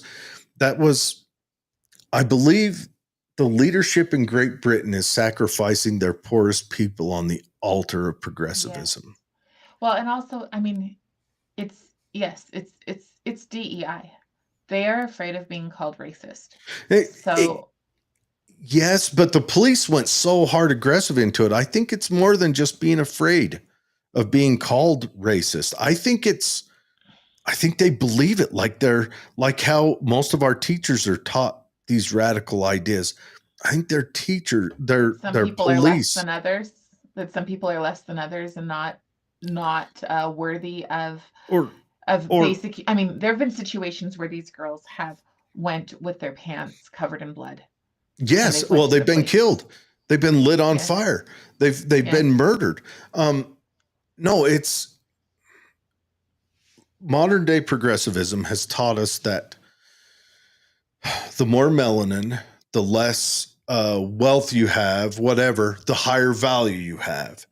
And so they look at it as the British white girl. She's automatically had an easier life, regardless of how poor she is, than these economic immigrants coming over. So we're going to support them because they need our support more. Not the innocent girl. We're not going to. Well, and did you watch the video where they're taunting her and saying, "Show me the knife, show me the knife"? Yes, they've been following these two. The girl is they're laughing 13, about it. And her sister that's with her is 14. These are babies. Yes. Yeah. Now, I actually think that it's 14 and 12, but yes. Or 14 and 12, whatever. Now, I want to say this. Great Britain, I apologize for saying this. Y'all are a bunch of pussies. You gave up your man card. You all need to tuck right now. That's it. End of discussion. Until your men stand back up. Do not. Well, here's the deal. I understand why you do, because you let them take your guns 20 years ago. That killed you. You let them take your means to defend yourself from the government 20 years ago, and now you're stuck. You guys got to fight that back. You got to figure that out. Earn it. I don't care. So then what is our excuse? When I heard this little girl, it reminded me of why I decided to run for office, because a young woman said to me, us kids know something is wrong. The more they push inclusivity, the more divided we are in our schools. We know it. When are the adults going to stand up for us? And that is what I've seen over and over in my district. We've got a janitor who's been accused of 5 I know. assaults. I read up 5 on that assaults. after you told me. Nothing is being said. Nothing is being said. Nothing is being done. Didn't he just? Why? Because they're the poor rural white people, and he happens to be Latin. Well, So nothing, okay. at least for that reason. That's at least one reason. But nothing is being done. So we can say, oh, those British people, they're so weak. But I'm so sorry, but that's what I see here too. Yes. Oh, yeah. When we are Well, fine with letting our kids go in and be forced to do compelled speech, when they get bullied in classes, when they lose their cell phones because, yeah, there are kids who absolutely abuse them, but now they can't record. And then it comes down to a district who has no problem lying their butts ooh, off. do you think that's why they took the cell phones away? Oh, here's the thing. I knew it beforehand, and then all of a sudden, we started seeing the teachers' handbooks, and our kids started being told, if you record anything with any sort of device, you are automatically expelled from school. Well, Meanwhile, okay. we can have If cell drugs and phones, sex in school. if cell phones are illegal, are GoPros legal? You can have no recording device. That's literally in the handbook, and So they it's never said it it's beforehand. not about They said it them. was about mental health, and they said it was about the distraction, and they're not learning, which I would agree. I agree with that Oh, because I've been in the classrooms, I've seen it. But what if it is why? only about so that they can silo You off try their little telling a class? reporter what's going on. You try telling a reporter what's going on without proof. That's It's interesting. not, they won't pick up the story unless every single time. Do you have video evidence of that? They will not That's until without the video proof. that's So interesting. so Diener, kids are being told, stand up for yourselves. Why should kids have to stand up when adults aren't willing to do it? And that's they're right. not. They're afraid of losing their jobs. I've had parents call me and say, I'm going to tell you the story. Don't use my name. Don't say anything about me. We live in an affluent area. I don't want to be targeted. And you're just like, it's your kids. It's literally your kids. That's pretty insane. And That is that's right here. that is insane. Well, and progressivism has made its way into Utah through our education system. That's how progressivism got everywhere. I mean, they called it the Long March Through the Institutions. Yes. Yes. I mean, that's what the Frankfurt School came and wrote that paper talking specifically, we're going to get there through the education system. Yes. Yes. That's 100% how they did it. And the thing is, like I was saying today, I was talking to a teacher, and the teacher didn't understand the depths of social and emotional learning. She just, for her, and I actually really respected the conversation because I finally got a glimpse into what teachers are thinking, and they're like, it's just a waste of time. That's all she's thinking. Why would we focus on problems when we could help kids advance academically and feel proud about themselves? But they don't understand the depth. Go ahead. Let me tell you what's happening because of this. And I'm noticing this in young men in my neighborhood, and I got to keep coaching them out of it. Young men, 16, 15 is the age when you start rebelling. So these are high school boys. And there's certain places they all go park their cars and hang out and smoke their vapes and, and every one of them has a little idolization of the Nazi Party. Every one of them. And I've got to sit down and talk to them and tell them, but they're rebelling. And all they've learned forever is, this. Kanye West. When a It's black Kanye man West. can say it, when a black man can say it, they feel that it's been popularized, and yeah, I understand. I mean, It's crazy. Like, I just had a conversation with a young man today. Now, this is a young man that's not in that group that's idolizing them. He's a young man that's wondering about it. And also this young man is also gay, which puts him into a different group than but it's there. It's honest now. It's the rebellion, the woke Icarus and flew too high to the sun, and it's coming back. And a lot of the same thing happened at the end of the last pendulum swing when the conservatives kind of blew the doors out with their trying to force intelligent design in biology class. That killed the conservative holding any kind of sway in the culture for a while. Though right now we just watched the progressives do that with this latest push. And, so I'm sorry, Neener Push, you're just going to have to sit there and watch as that pendulum arcs back. But don't worry, wait 20 years, it'll arc again. The conservatives will do another stupid thing. Well, I think that we can. Well, hold on. Let me finish. So the whole time the conservatives are coming to the end of that pendulum swing, they're calling everything communist. Everything. And that pendulum swing ended at about 2005. And then it started going back. And so what is the thing that the progressives openly brought back? Was communism. Yeah, I was going to say. You saw the outskirts of the progressives. It openly came back. It was never there through the 90s. Didn't exist through the 90s. That pendulum has just apexed on the left, and now it's coming back to the right. And what is openly brought back? The ultimate boogeyman for the progressives. And we're going to watch it. Now, I'm going to sit back and watch it. I'm an old man. I get it. I've lived through a couple of these pendulum swings. These last couple swings have been a little more erratic and a little harder than before, but that's all signs of a society in free fall. But it happens. We might recover. I mean, I don't think we recover from global communism. And this is what I'm concerned about, because I do believe in the terms. Go ahead. You know why I think, we may not recover. It depends on if we adopt it. Communism is defunct. It doesn't work. Communism would work great if it didn't have humans involved in it. Communism's a great plan if there's no humans there.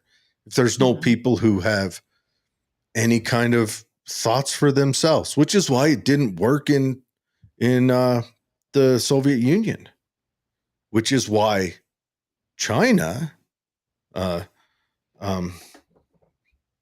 wisely liberalized and opened up their markets a little bit.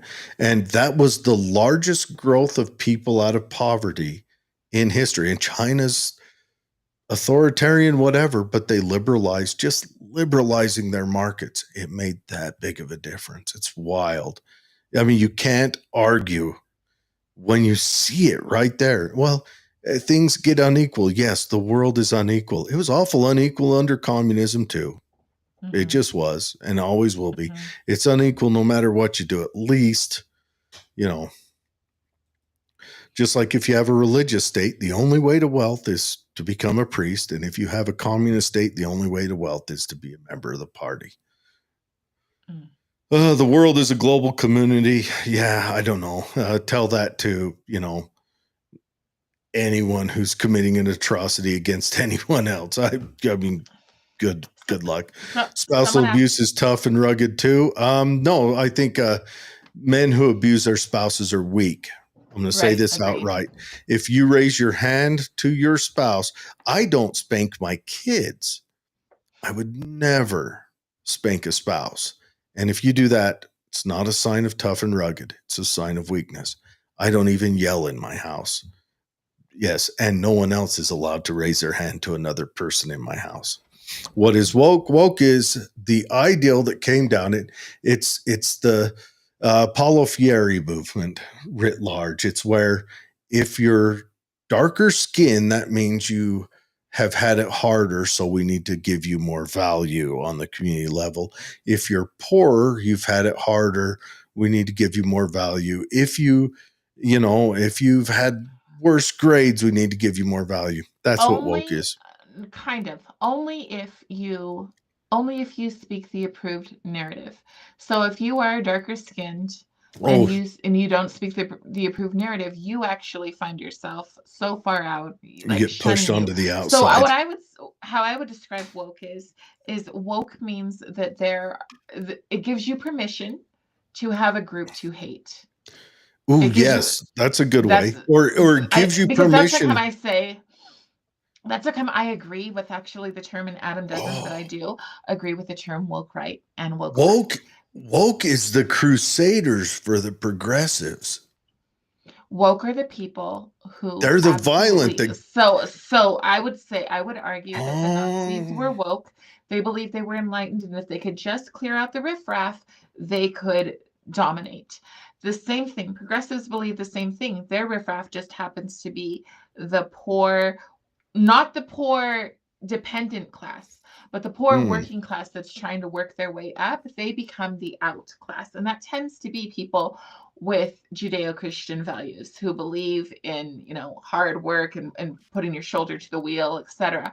So if you are a group that literally believes that it's okay to hate people, you're probably woke in some way or another. And other people might not agree with that, but that's what I have seen.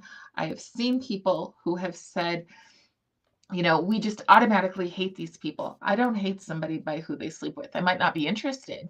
In fact, I'm not. I'm interested in who I sleep with, and that's one person. I dislike people who want to make it my business, who want to force their sex onto me. I don't want to have someone come up to me and have a picture of a selfie of their genitalia on their phone and go, "Hey, look at my crotch." I don't want that. I don't care. And I don't want them to be able to have the kind of power that says I can't go to the grocery store. I don't want them to have the kind of power. I'll be more specific than that. We almost passed, and if you ask ChatGPT, it will actually say it hasn't passed yet, the Equality Act. And we have to be so careful with words because the Equality Act sounds great. But what happens is someone comes into your church and your pastor says something that they don't like. They can say, I feel offended, and your church can get closed down. That's what we were about to pass. And it was based Mike Lee who stopped it from passing. Can I do that in schools then? You can't do a thing because you are a far right toxic white male. But I'm not. I'm not far right. But that's what our friend Mr. Schott likes to say, right? Oh yeah. So I am like this much left of center. So I am a person who can listen to anybody's point of view, but I may not respect you, I may not like you, but I'm still going to listen to you and believe that you deserve the basic dignity of being spoken to. Now, if we don't get into so we got into Scotland Girl, we got into Minnesota. Well, we didn't talk about it. So she was just a young girl being followed around by some adult migrants. And she was like, leave me alone. Leave me alone. I've got a knife. They show us the knife. She pulled the knife out, pulled out a hatchet, which is awesome. I mean, she's packing both of them. She's like, and right or wrong, she, to me, looks like she has been abandoned by masculinity in Great Britain. 100%. And that's all I got to say. So Great Britain, you know what? You guys are all, I don't know, country of big old wussies. But so are we. So I don't know. The West overall. We have to wait and see if we start having grooming gangs go around and men aren't standing up for them. Because I'd say we're not. Because when that Muslim was trying to kill his daughter, it was men that jumped out and tackled him. Daniel Penny on the subway.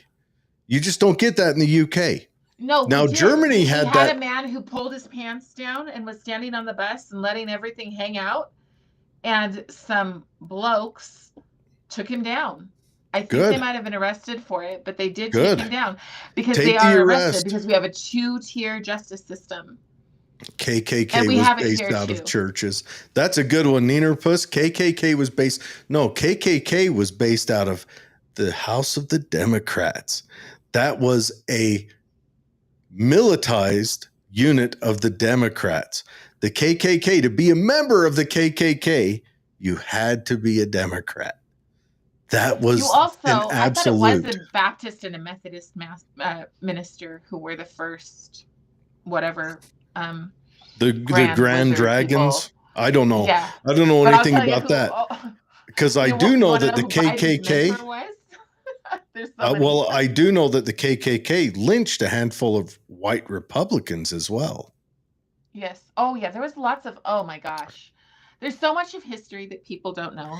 Somebody had talked about slavery before. I want to encourage anybody who wants to know about slavery to go look up Anthony Johnson. And that's all I'll say about that, because Yeah. that's not what we got on here for. But Yes. Okay. But there's- Anyway, so yeah. we talked. I've berated England enough. Fight for your guns back, and then fight for your daughters. Period. Don't let your daughters become abuse victims for savages on the rest of the world. You be the savage that protects them. Okay, what was the next subject we wanted to talk about? We're getting close to time here. We wanted to talk about. Oh, goodness I gracious! think we have this little one about how many Asian students. Yes, that was Right? it. I just pulled it back up. Yeah. So Trump is talking about he wants to keep the visas for the Chinese coming in. And I've heard some arguments of people saying, well, that's a huge lump of money that goes into the colleges that, I don't know. Okay.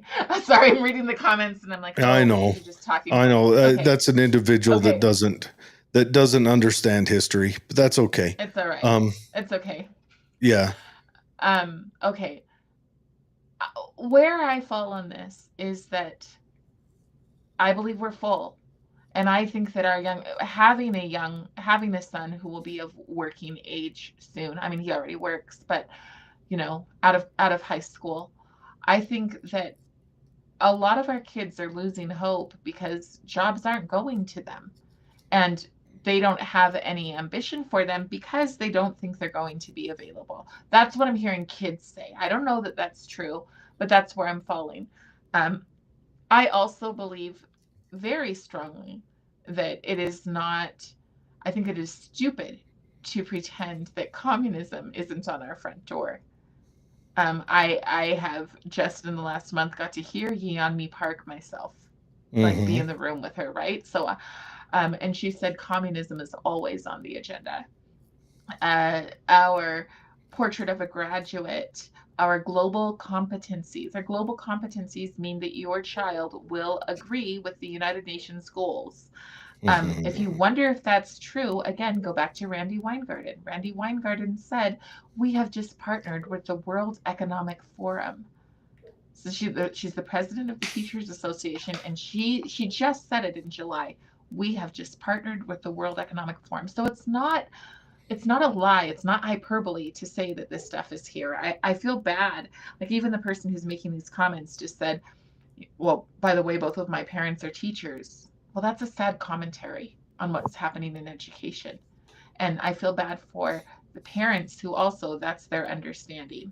But I was there too. The only reason I'm not there is because of what I choose to put into my head, what I choose to listen to, what I choose to study. It's the only reason I understand this. But so having Chinese students come over here and get a good education, I have to wonder how many of them have nefarious purposes. And I don't know, but I do know that we've elected Donald Trump. Those of us who did, we elected Donald Trump on the idea that immigration would be stopped. And 6,000 more coming in is not stopping. And I want room for actual asylum seekers. I want room for asylum seekers. Yeah, I agree with you. I'm also the thing that concerns me about the Chinese students is, wasn't it just last week they arrested another Chinese student from, was it Columbia or Penn State or wherever, for stealing intellectual property and sending it back again. So I think that's a concern. Maybe it depends on the intellectual property. I don't know, but I don't out and out want to make China an enemy of the U.S., but I don't want to trust China completely. So I don't know. That is a Right. complicated question. I don't know why And I Trump think it's is. okay to have a complicated question. It shows that we're not really as we're branded. Because Yeah, I'm not sitting here going, trust the process. I'm like, hello, pay attention. yeah, that's a So, tough one. That's a tough one. I don't know. but we I've also been listening to arguments on it. yeah, I mean, I would say right now where half of Trump's party is saying no, don't do that. I would say he needs to figure out a compromise in the middle. yeah, maybe. But then on top of that, and I really do want to hit this because I learned it from I my got to friends when step out for 1 second, so entertain the people. Okay. 1 second. I All just right. got someone just hit the bell. Sure. Okay. So I was at a conference, and at this conference, I heard from Mike Benz. If you haven't heard about him, I recommend listening to him. You might want to listen to him on double speed because he is a little bit of a slow talker, but he has really good information on what's called digital media literacy.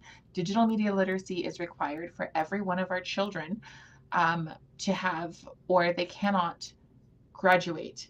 And what you think of as digital media literacy, just like everything else, is that it's really good because our kids are watching the wrong things and they're getting depressed. They're having mental health issues based on what they're watching. But the reality is they're telling you what is appropriate and what isn't. So they're saying NPR and CNN are completely trusted sources, but it gets deeper than that. So there's a company called Arabella, and they're kind of funding, well, they're not kind of, they're funding dark money. You can look it up. Bill Gates just pulled out about $2 billion from one of George Soros's projects. But these groups are the same groups that are controlling how our children think. So it's pretty important that we pay attention to these things, and that we push back. There are policies that say our kids have to do this in order to graduate. So I think that I would highly recommend you look up Mike Benz. And if you look him up, I believe it's called the American Federation. Trump can't compromise because he would admit he was wrong. Maybe. I don't see a narcissist when I see Trump. I see a man who really very much wants to be liked.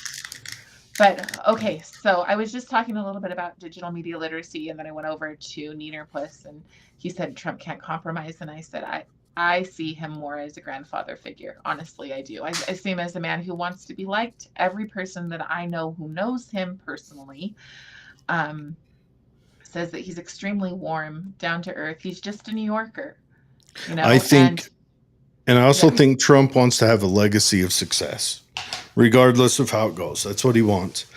And that's fine. It is what it is. And maybe Trump can't compromise. Sometimes I've noticed that when Trump starts making a move that turns unpopular, he just never speaks of it again and he lets it die on the vine. So maybe, right. I don't know. And again, I don't know what's the right answer. I do know that the Chinese students coming in, like you said, brings a lot of money into the institutions. Now, do I also think that the institutions are holding too much money and charging too much for their classes and kind of taking advantage of our youth? Yes, I do think they are. I think that they need to become more reasonable. What's that? Yeah. The Confucius Institute. Those are pretty dangerous. They have a very strong communist objective. But see, we're already there. It doesn't matter the right or the left. Both sides want a daddy state. Not a nanny state, a daddy state. They want a father.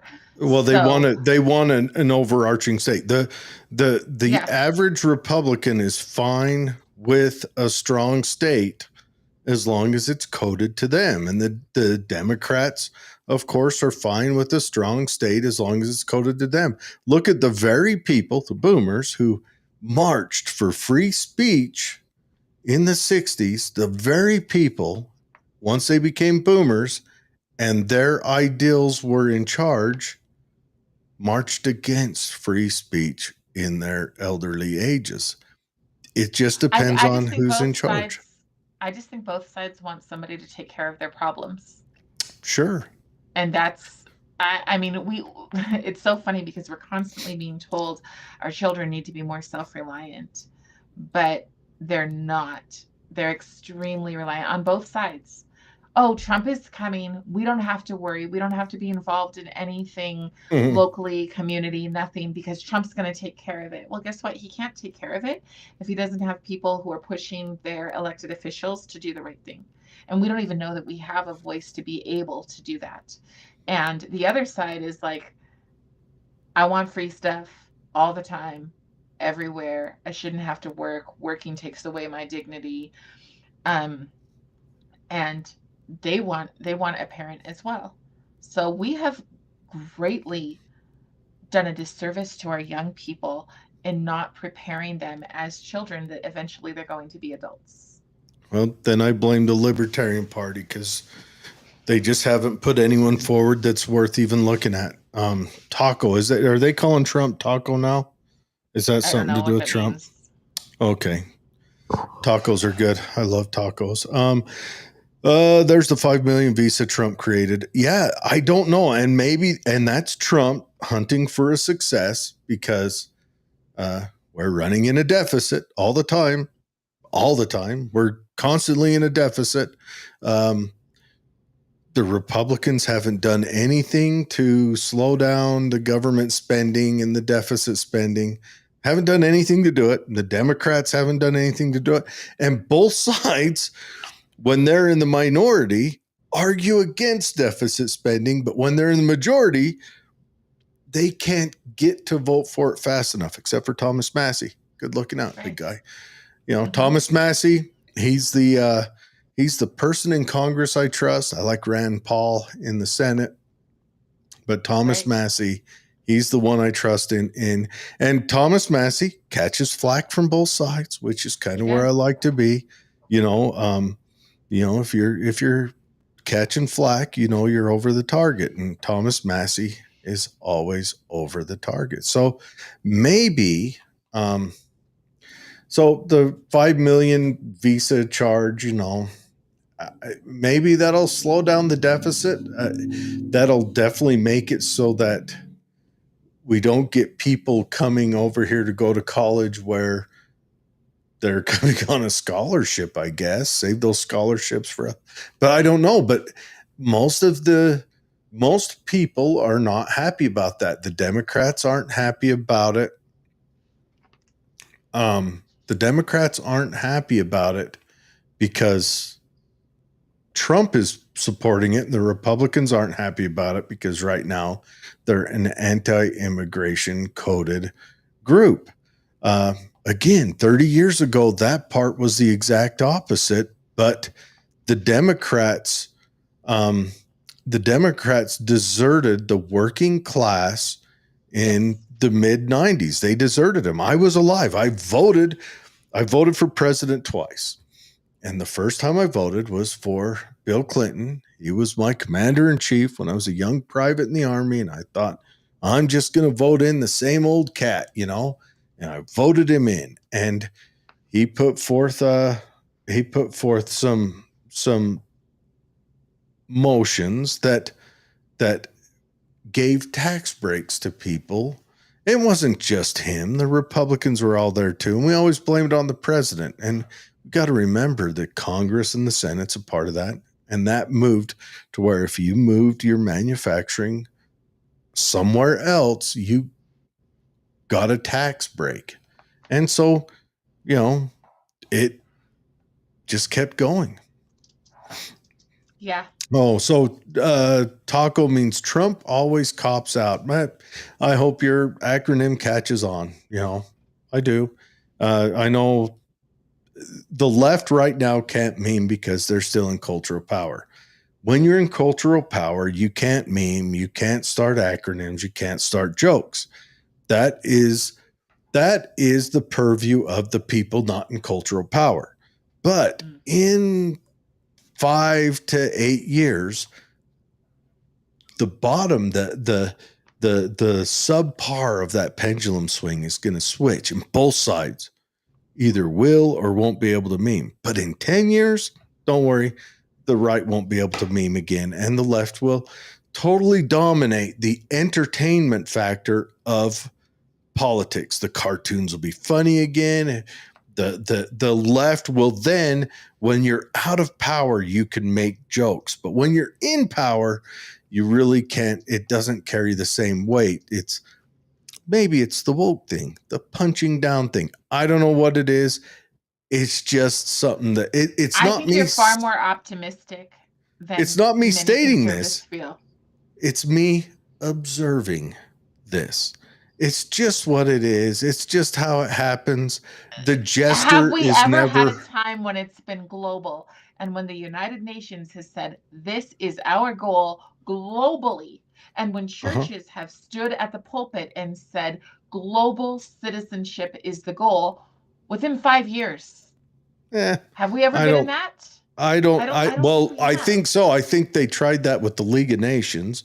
Okay. They didn't have the internet to speed up. The issue is when you come down to tactile, is that it probably won't last. They'll have a push towards that, and then people will feel the brunt of it, and they'll recognize that, and then they'll start voting for things that go against it. Okay. And that's just the way it goes. Tax cuts are spending. Well, tax cuts aren't spending. They're just not revenue generating. Spending is spending. When the government says, we're going to take care of this for you, that is spending.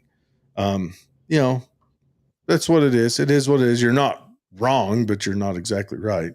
Epstein files. Yeah, I agree. I mean, that might be a Trump killer. I don't know what's going on there. We'd all love to see it. Talk all over the place. Not surprised you never heard, but Fox doesn't cover the Epstein files. Sure, they don't. Okay. Go on. What do you expect? Corrupt, but then again, if the wealthy people are going to do what corrupt, disgusting, wealthy people do, if that is not my end goal. That is not my end game. My end game is not making our kids Nazis. That's my. Let me ask him this: if the tables were turned, let's say Biden was still president and this Epstein push came out, do you think MSNBC would? Just throwing it out there. Remember, your programming on TV is that. It is programming, and it may be programming for right-coded or left-coded, but it's still programming. I don't watch watch Fox News either. Global citizenship. I don't care what Pope Leo says. I think it's kind of cool. We got a Chicagoan in there. Maybe he likes a hot dog with some peppers on it. Maybe he roots for the Bears on Sundays. I'm a Bears fan. They've always lost, but maybe now that we got a Pope in there from the Windy City, maybe the Bears will bring it back for us. Maybe we'll have a successful year. Doubt it. You can't abuse me. That's one of my sayings. You can't abuse me. I'm a Bears fan.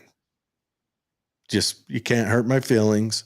I don't get sensitive about shit. I'm a Bears fan. That broke me of all the desire to fight for, make sure you tread lightly around me. No. It contributes to the deficit.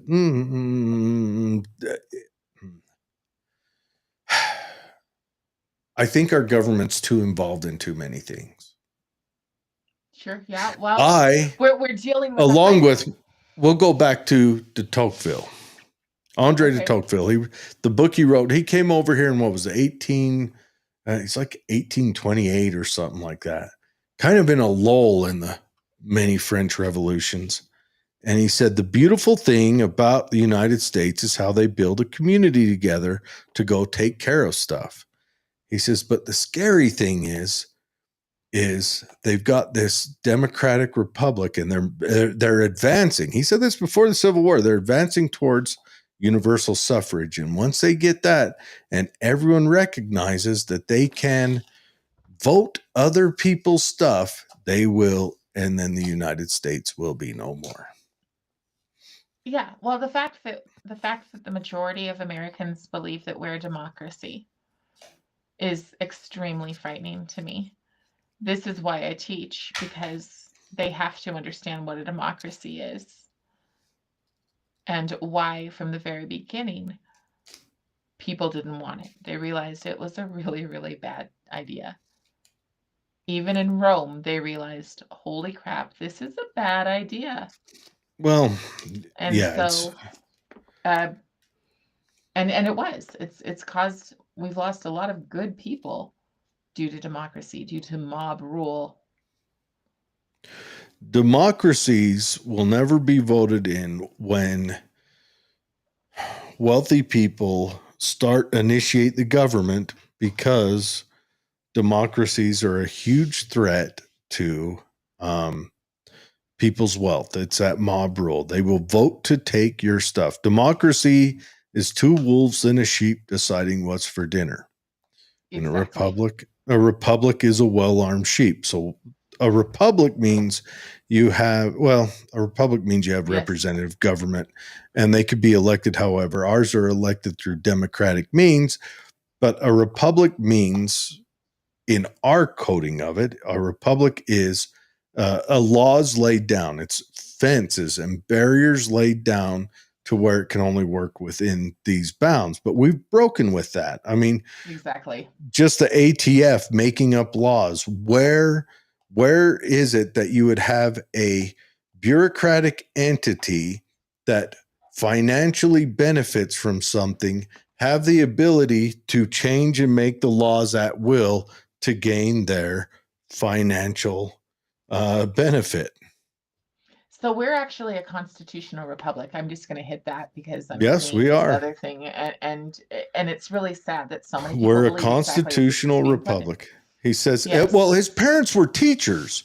We need to respect his parents were teachers, and he knows that we are a representative democracy. He's a crackhead. Soviet It's making Union me was sad. It's making me yes. really sad because I'm thinking about the kids that I'm going to be teaching this year, and I'm like, holy Okay, he poor. says, Yeah. surprised you're no into Epstein, but worried about children. We've done many shows about Epstein. Many shows about Epstein, I think he including means on me, my old. and What's I that? feel different. I said I think he means me, and I feel different. I'm Oh, a very pragmatic person. Okay, I do not believe that children should be used as sex slaves. I am actually, you know this. I'm a survivor myself, mm-hmm. and I'm not. We need to stop pretending, and people will not like this, but there are people who think that the way that we were raised is the same way today's generation of young people are raised. And there are people who likely went over to that island being told, you're going to get a lot of free stuff. Okay. Regardless of whether or not that's why they went, I think that it's disgusting that old people are attracted to young people like that. I also think it's kind of true because that's the fertile window. So again, I I'm being think pragmatic here, okay? But evil people are going to do what evil people do. Here's one thing. When they were fighting for their lives to make sure that Trump did not win, if he had pictures of himself all over girls, it would have come out. We already have a two-tiered justice system. We already have that. Look at how many things he tries to pass through the courts and they stop him. And somebody like, oh, what's her bucket, the crazy one, who's newly elected, Jackson. So, right? Yes, Judge Jackson. So look at the way these people, they emote their feelings instead of principles. And we have that all across the board. Did you see when Ketanji Brown, when she Brown, put yes. out that letter, and even the progressive justices were like, "Ooh, that's retarded." Full Even stop. Amy Coney Barrett was like, and I don't think that Amy Coney Barrett really. I mean, I don't think she has any love for Trump. Let's put it that way. And even she was like, "This is stupid." So even the progressive ones, that other lady, Sonia Oh yeah, I know who you're Sotomayor. talking She about. even came out and said Sotomayor. that was they all they disagreed with the ruling, but they really disagreed with her And we're disagreement of royally the ruling. screwed that she's on the Supreme Court. So to me, we have bigger issues. As we force feed our kids the global competencies, to me, this is a bigger issue than Epstein. It just is. So, because guess what? Epstein is happening all over the place. For It's me, happening. Go ahead. Epstein is very important, but I don't know. Here's something. This is Neenerpuss. This is specifically for you, both of you guys. When we're done here, I want you to take a minute and I want you to look up Operation Midnight Climax. I want you guys to look that up. It's not a porno. It's an actual thing that happened that the CIA did. And I think that is, it's really creepy. And look it up. Pick your favorite YouTuber that does a show on it, or just read what we actually know about it. But what if that was the initiation of the of our politicians and our ultra wealthy kind of getting bamboozled, maybe getting the videos made of them and getting Sure. and look it up. So look up Operation Midnight Climax, and it's a thing that really happened. It's out in the open. It's hilarious, I mean, in a gross way, but it would make a fantastic, like, I don't know, HBO miniseries. Calvin Ball. What is Calvin Ball? I have no idea. I don't either, but I'll look it up. I'm not a scared. Calvin Ball. Okay. Calvin Ball, the Calvin and Hobbes wiki fandom. Okay. Is that what we're talking about? I love Calvin and Hobbes. Sign me up. Calvin Ball is a game invented by Calvin and Hobbes. It is used reoccurring in several strips. The game may involve wickets, mallets, volleyballs, and okay. Is that what we're talking about, or are you talking Calvin Ball?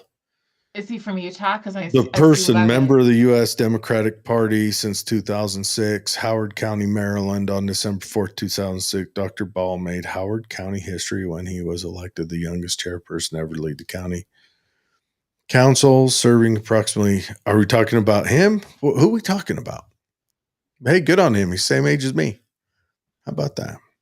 I mean, Well, I'm wondering about Levitt, because I know that has to do with stuff that has gone down in Utah. Oh yeah, Levitt with that. So I'm thinking, yeah, that ritualistic sacrifice story that's coming out. That's wild. I did some looking into that. I haven't found any evidence, but it was fun to look into. I'm prone to conspiracy theories. Yeah, Jackson refers to it. I don't care what Jackson refers to. I think that Jackson isn't 100% a DEI hire. And I have no problem saying that. Go ahead and quote me. I mean, Biden says that he was going to as a DEI hire. Yes. What are the rules to Calvin Ball? There are no rules. It just said on there that it's played with whatever. I don't know. Anyways. That's okay. Yeah. And no, that's interesting. I'll look into it later. That might be something cool to look into. I do dig Calvin and Hobbes. My favorite are when he makes the snowmen. They're always, like the dad will go out in the morning to get ready to get in the car, and there's it looks like his car ran over a snowman. And so the snowman's disassembled on the car, and other snowmen are screaming next to it. I think it's hilarious, but that's just me.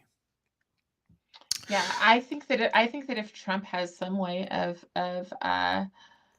turning education around, he'll win, because I think that most people know, they just won't say that they know the problems. So I think that, and I think that the economy, it always comes down to the economy. I'm hopeful Yeah. that Mamdani is going to, well, I think Mamdani is going to win by about 80%. Do you And think so?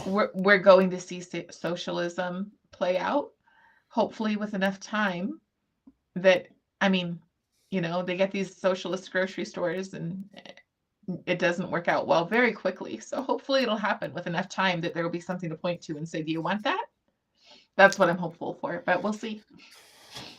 Yeah, I let him win. I did like Mamdani's answer when they asked him about Israel. Are you going to go to Israel and kiss the wall? And he's like, I'm running for mayor of New York. I'm not going to Israel. I deal with New Yorkers. That's the right answer. Maybe the right answer. Very much the wrong guy. I don't believe. Oh, well. No. I don't think that people should be allowed to run for office when they have been citizens for 5 years. I have been an ardent capitalist, but lately I've been wondering, are we going to have to explore new avenues as AI and robotics becomes more involved? And I hearken back to Charles Murray. Everyone take a quick gasp. He's a canceled one, whatever, because of the bell curve. But Charles Murray wrote a book about it, about when AI, and he wrote this book years ago, 20 years ago. And about how as we modernize, and it'll eliminate jobs that those people can hold, and like they'll be left out in the cold. So he's the first one that brought up, he didn't call it, but brought up, there will have to be, if we want to maintain civility, there will have to be some form of like a UBI. And I argued against it forever, but exploring those thoughts and letting my mind wander to those places, I wonder, is there going to have to be movements like that? Are we eliminated from because we're reaching another revolution? I don't believe that capitalism as we know it would have survived or would have been quite beneficial prior to the Industrial Revolution, and it wasn't because of slavery. And slavery made it so that people were priced out of the market. Part of the reason the South is still so far behind is because your average non-slave holding individual was priced out of the market, because you had this wealthy guy over here that had this free labor, and he would put the free labor out there that was cheaper to outcompete and probably do a better job than the individuals, the regular people. So they were essentially dregs, and so then they were selling themselves for nothing, and it really kicked them back. And so I wonder if we hit so after that, the Industrial Revolution, then we get to have capitalism, like pure, like capitalism as we know it, come into fruition. And yes, it has its downsides, and yes, there's corruption. A lot of that is enabled, I think, by government and tax laws and how they write that. And I don't have the answers, and I don't know if there are answers. If I worship anyone, I worship Thomas Sowell. I think he's the smartest human being to ever live.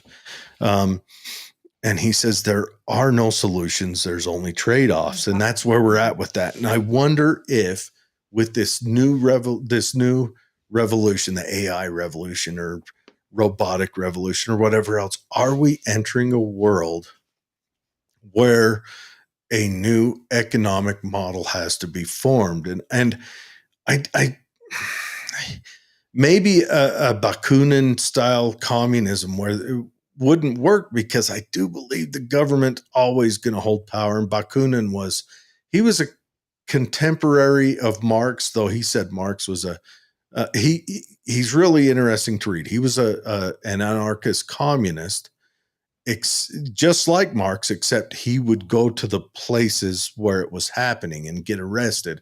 Marx would live off other people.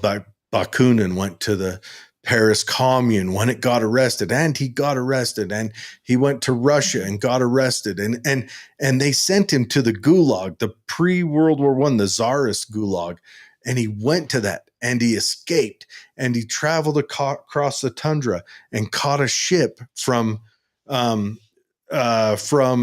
where'd he catch it from? He caught it from I want to say Kursk, took it to San Francisco, got off in San Francisco, traveled across the U.S. to get on another ship to get back to France to his wife. And he was this dirty, grungy, tough guy. Right? If you see a picture of him, his beard is amazing. I'll dig it up real quick. But okay. He wrote very negatively about Marx, but Marx caught on because he was backed by wealthy people. Yes, I'm reading these things. Okay, so what am I going to do if socialism wins?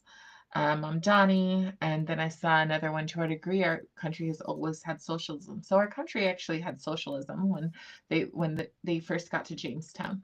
Sure did. They passed out. They told everybody, "You get this much. You get this much," and they had a very, very rough winter. They were starving to death. 2 years. They failed for 2 years. Yes, and then after that, is it Smith? I'm trying to think. He's in the movie Pocahontas. I think it was John Smith. John Smith. Yeah, came out to them and said, he quoted a Bible verse, and he said, "He who does not work does not eat." And the fact that they were able to do for themselves, and they were to, as hard as they worked, that's what they were able to keep. They became a thriving society. Because when you only get whatever, no matter, and the other thing is that people would go out and they would do their work because some people have that moral code, and other people naturally, because we are humans, have a desire to take more. So they would go to the storehouse and steal. So that was happening as well. Now, what am I going to do if socialism wins? I fully expect that if we don't right this track, and I will say right this track, socialism will win. And if it wins, then I'm going to spend my very last breath speaking for liberty and trying to be as ungovernable as possible, which means have my own garden as long as we can have it. And mind you, there were people who were already saying everyone should have to register their garden. Right now, it's just a volunteer policy, but if we let the wrong people get elected, it will be mandatory. And when Barack Obama was in office, he said that people should have to give up their food storage in case of. So all of the things that you think you've saved and you're secure for, good luck. And then when you have a whole society of kids who have been taught to live on grievance, good luck. So I'm going to teach as many people as I can from every age. I'm going to say yes to every podcast that wants me to co-host and every class that wants me to teach, and go wherever I need to go to help young people realize that grievance is not a way to live your life. And that's what happens. We look at grievance, we look at anger, we look at resentment. That is not a way to live your life. And it's not a hopeful way. It's not a helpful way. I agree. I wonder, man, if the Marxism that is coded for the Western countries comes here, it won't last long because it's too weak. But the Eastern communism is very masculine and very strong. So they might, I don't know. It says mandatory birth control. Wow. What would that be like? How would that be done? Would you have to get in a line, maybe wear a little mark, maybe a little something sewn on your sleeve, maybe? I don't know. Unregulated capitalism is dying. I would argue unregulated capitalism hasn't been tried, but let me know where it's happening. I'd like to go check it out. A new economic model will be required. Yes, I agree. A new economic model. Schools that come about in school started Horace Mann. That was what was that, 1830? Police, fire, ambulance. Yes, there was fire brigades in the origination of the United States, but they were privately owned. They were privately funded. They weren't publicly funded. Fire, ambulance. Well, ambulance, I mean, we really didn't have those. Water, sewers, that wasn't there in the beginning. Roads and bridges were not. Actually, roads and bridges, the early corporations would be small groups that would set up and they would have a contract to build something. Like if you wanted to build a bridge for your community across a creek, you'd make a contract, and that'd be a corporation to build this. And then once it was over, it always had a term limit. But that was just people, who would sign on saying, I will provide this for the trades of this. Like a woodsman would say, I will bring this many logs and they will be this big. And you'd have a carpenter say, I will whittle them down. Things like that. But yeah, maybe. I don't know. Ooh, the IUD. That's how they're going to do the mandatory birth control. You don't have to worry about it. We're in a demographic collapse. You know what? Here's what will happen. If your total state takes over in 25 years, they will make it mandatory you have children. China, I'll bet China before 2030 makes it mandatory to try to have children. Right now they're encouraging it. They're encouraging it. Yes, they're encouraging two kids. 10 years ago, they were encouraging one.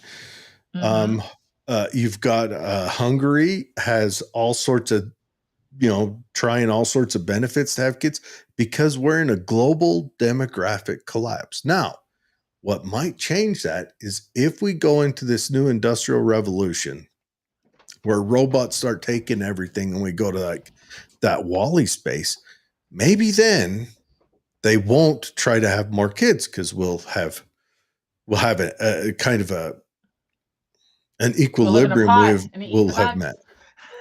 Well, yeah. So I'm looking at this school teachers, fire ambulance, all of that, right? Okay. But he says that we've always been socialism. That way. Sure. But here's the thing. So how come administrators make so much more than teachers? Well, if we're in true socialism and everybody's equal, how come fire chiefs make more than the firemen? If we're so equal, if we're looking for pure equality across the board, but we're not, there's always a class that's higher up. Always. Well, and in socialism, go ahead. Well, what he's saying is we've always been socialist. Those are, the schools and teachers, public schools they came out with Horace Mann. Gosh, I want to say that was the late 1800s. The ideas, but the culture, but the people have always been ambitious. It's why these ideas, when I was in 6th grade, I thought socialism would be awesome too. Everybody will be equal. We'll all have the same. We'll all have matching houses. That'll be amazing. But that's not what happens because ambition and jealousy, because socialism is built, Thomas Sowell says it, socialism is built on jealousy. And so one of the things that they would do in Russia is if your hen had too many eggs, somebody in the neighborhood would go report you. So you've got these people who believe in the ideological, we should all be equal. No one should have anything else more than anyone. What about is it the kulaks? Yes. Well, where they would go and they'd say, you've got a little bit more than we do. So you have to go to that's a code from the Bolsheviks. Yes. You had it happen. And I'm not going to say that if we went socialist, it'd happen the same way. I mean, Pol Pot, the Khmer Rouge, they were interesting. If you wore glasses, you got executed. If you spoke 2 languages, you got executed. If you lived in the city, you were forced out into the countryside to slave labor in the rice fields. It's interesting. Watch the Killing Fields or just read up on him. I mean, he would be, if he had a bigger country, he'd be the biggest mass murderer to ever live. He killed 1/3 of his country. Drink that in, folks. He killed. They were considered intellectual. They're gone. 1 in 3 people in his own country. Socialism is public finance. Yeah, I'm not disagreeing with you. It's just it hasn't been there since the beginning. I mean, remember Thomas Jefferson had a whole bunch of trouble because he built a navy to stop the Barbary pirates from kidnapping our sailors. What will look like is South Africa. That's Maybe. South. I mean, Cuomo said that is the desire. The desire is to look like South Africa. I hope That's not. Anybody who's rude. taken an intellectual look at South Africa can see that that place is going nowhere fast. Yeah. And Yes, it is. and happily they can't keep electricity on for 4 hours a day. Anyone who has money just built like little compounds to live in.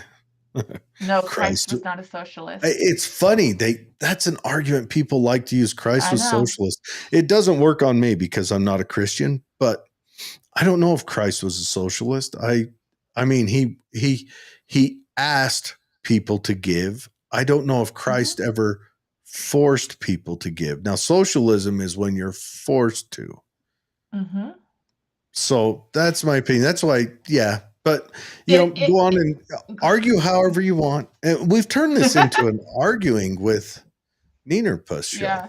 It's interesting. And where's my normal cat I usually argued with? Pegasus. Genghis. Is it Genghis Khan? Is that what they're trying to say? Maybe? Well, I don't know. That's But Genghis. okay. But Well, maybe it's an insult. I don't know. But it could be. No. I'm down. You can't insult me. Look, I'm dumb and I know it. You cannot insult me. Socialism Apartheid. is very much concerned with the things of this world. When people came up to Christ and said, "Hey, tell us about this thing. Is it fair? Is it not fair?" He said, "I'm about my Father's work." So he was about souls. He wasn't about material, whatever. And that is something that happened in the Black churches in the 1930s when the communists came into their churches and inserted social justice. So that's where the idea comes from, which is fine. But it's not like that's something I've been working on for a long time to wake African Americans up to the fact that social justice was literally used on them because they were considered a disposable class of people. So they came in and they said, "Well, we'll try this, and if it doesn't work, well, whatever, they're dispensable. We can just get rid of these people." Man, that's a tough haul. It's harsh. It's extremely harsh, and it's exciting to watch people waking up to it. I don't think of it. Well, I've got a nephew. Oh, so when he tried spelling apartheid and it came out Genghis, what did autocorrect think it was spelling with Genghis? It must mean something somewhere. I don't know. Right. Anyways. Right. I did a lot of work on apartheid and speaking to people who've moved here from South Africa. Apartheid means an apart government. It didn't necessarily it had bad things for sure, but it did not have it didn't have what they have today, which is something much more I use the term nefarious. It's far more it's definitely gone brutal. So they call white people the previously privileged class. So they can even admit that they're no longer privileged, and they still believe they need 30 more years of deprivileging them. Well, it's gone brutal, and they've done what? There's a lot of hatred. I'm going to say some complicated things now. I think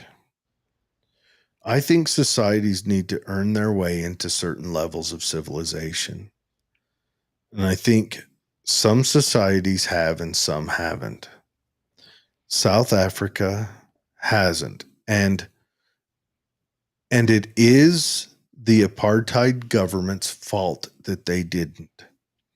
The apartheid government kept them out of decision making and learning those cultural things they need to learn in order to rule and to have a government that can keep up with the time. Okay. And so, yes, I will blame the apartheid government for that. But the outcome of that is that you have this group that come in to rule and they don't have the ability to rule.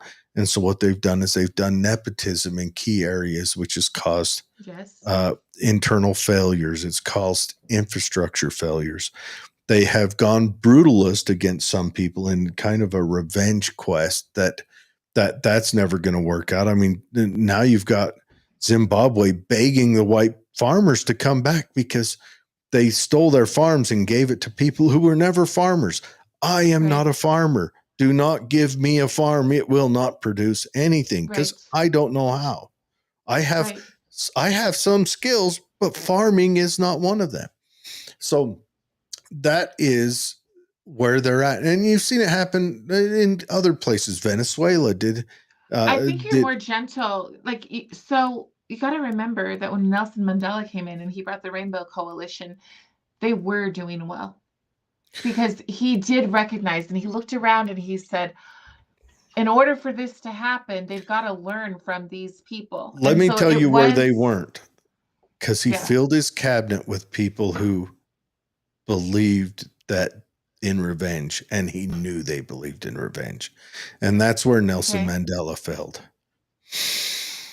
So he knew this? You think he did? So 100%. He knew what the ANC was about. He knew that they like to put tires over people's heads, fill them with diesel, and light them on fire. He knew this. His wife was one of them. Wow. So because I've heard from South Africans that they've said he was not the dictator they expected him to be. He was not a dictator, but he let dictators in his cabinet. Now what happens? Now they're in charge. Okay. Now, a lot of people think Vladimir Lenin was a good guy. He was not. He was almost as brutal as Stalin, but he let Stalin in his cabinet. That's all I'm saying. Right. 3/5 compromise. It's funny. I would like to take a minute and explain the 3/5 compromise to people.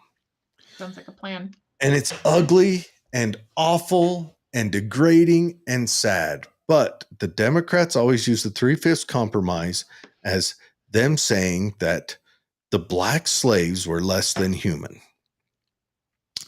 The 3/5 compromise was a compromise because the Democrats in the South wanted all their slaves to be counted as citizens because that would give them more congressional seats. Just like illegal immigration. Just like the Democrats want to do with the illegal immigrants right now. The Democrats have never changed. And the Republicans argued, no, we want to do away with that abortion of an ideal called slavery. We don't want to give you more congressional seats. So they argued it, and the compromise was that they would count slaves as 3/5, and that meant that the South wouldn't be able to send that extra amount of congressional seats in. Had they not done the 3/5 compromise and had they followed the Democrat Party, they would have, had they followed the Democrat Party way, I would argue that slavery would not have ended when it did, and maybe not until today. That would be a completely different world that we live in. Now, had they gone the other way and gone with the Republican side, slavery would have probably ended without a civil war. Mm-hmm. And that is what it is. And he says Reagan advocated for apartheid most of his administration. Yes, he did, as did everywhere else. And then there was a big movement away from it. I want to say, if I remember, it was in 1984 or 5 was when the big movement away from apartheid happened. Yes, Reagan probably cravenly did it to win a re-election, just like the German chancellor at the time and the British speaker at the time. All of them did. They all kind of turned within a year. And I'm not saying they're wrong for turning, and I'm not saying I'm not saying that it's wrong for apartheid to end.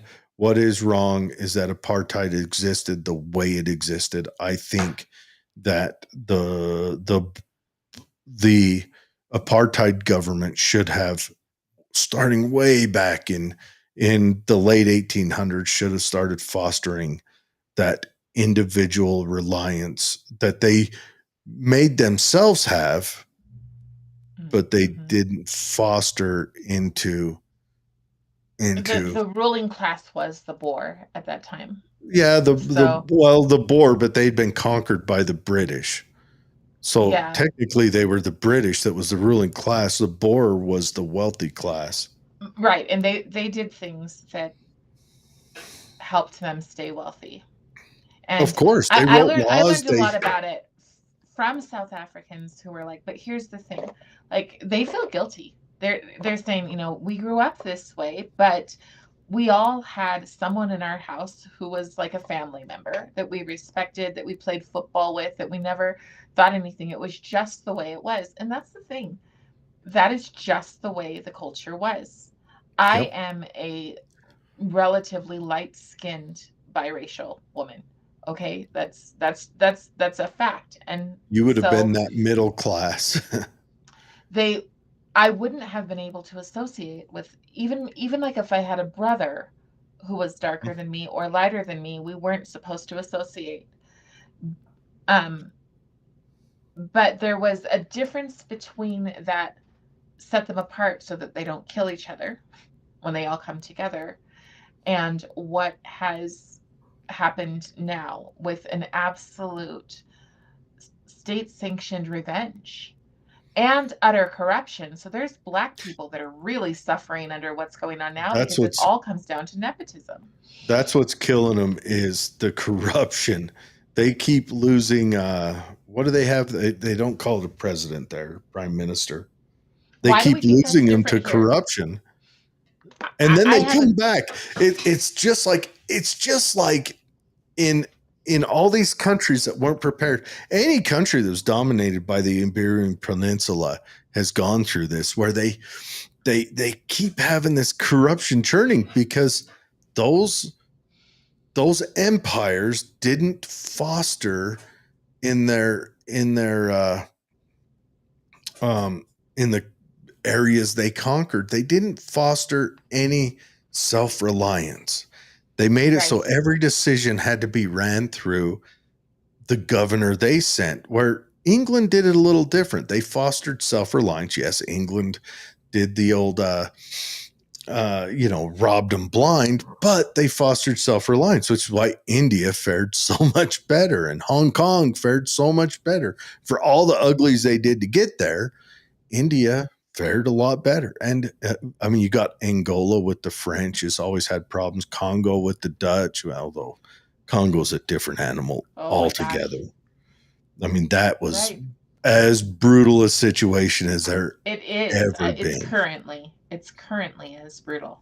There were, I think, 17 people beheaded a couple of months ago. Well, yeah, it's going to take 100 years for the Congo to climb out of what was the king's name, King Dickwad or whatever, to climb out of what he did. It's going to take him another 100 years, I'll bet. And then they're causing war in Nigeria, but then you got places, Nigeria is doing kind of well, and so it's a mixed bag. It's interesting. But I want to hit on, if it's okay, why I think South Africa should be a warning to us. Because what happened in South Africa is they played on the people's guilt. They played on people's guilt, and they said, oh, you're white supremacist, so you need to give up this and you need to give up that. And what they did was they let the wrong people come into power based on what I would call, what it is often called, toxic empathy. We're doing the same things. We are allowing people, we are electing people, even at our Utah Capitol, who absolutely put themselves and their desires first. They are not there to represent their constituents. And we're definitely doing that thing at the federal level. There are so many people who are elected who are actors. They're horrible actors. They're like third-rate cable actors standing up there and doing their stupid stuff, and you just sit there going, yeah, I direct children's theater. my students are better than you at this. But people believe them because they know. And I have people say it to me. I was with a representative the other day who said, "Oh, Carrie will say the things the rest of us believe, but we can't say." And it's so, don't do that. If you do that, you will find yourself in a situation like South Africa. You are a human being, you have a right to speak. It doesn't matter where you're coming from. Don't say, "Oh, well, Carrie has melanin," because I promise you, the uh, the ethnic squad in Utah does not believe I have a right to speak. No. So it's not a I mean, you can be empathetic, and true empathy seeks to understand, You don't not seeks to be manipulated.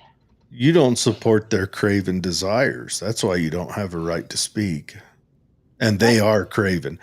I tried having them on the podcast. They wanted me to pay $5,000 to get them on. I was like, "Are you high?"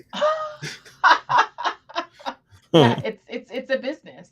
It's a business, and I'm not interested in It I'm not is, interested yeah. in the business. So it becomes an issue. But really, everything. I have a very good friend who's a psychologist in South Africa.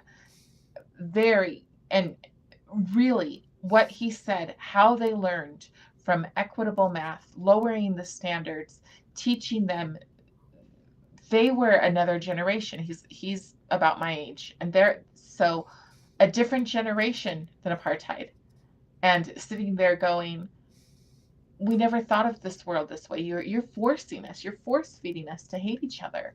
Yeah. It's I do have a close friend that is genetically Boer. He's from South Africa, moved here when he was like 17, finished high school, joined the army, got his citizenship. Now he's in his 60s, and he talks about his aunt and uncle were assaulted like 5 years ago on their farm, and they tried killing them. They, did a whole bunch of stuff, and it's a violent thing. It's a revenge plot. It is what it is. I want to know, how old is Neenerpuss? Neenerpuss, if you dare, put in how old you are. He says, "Bricks, look it up."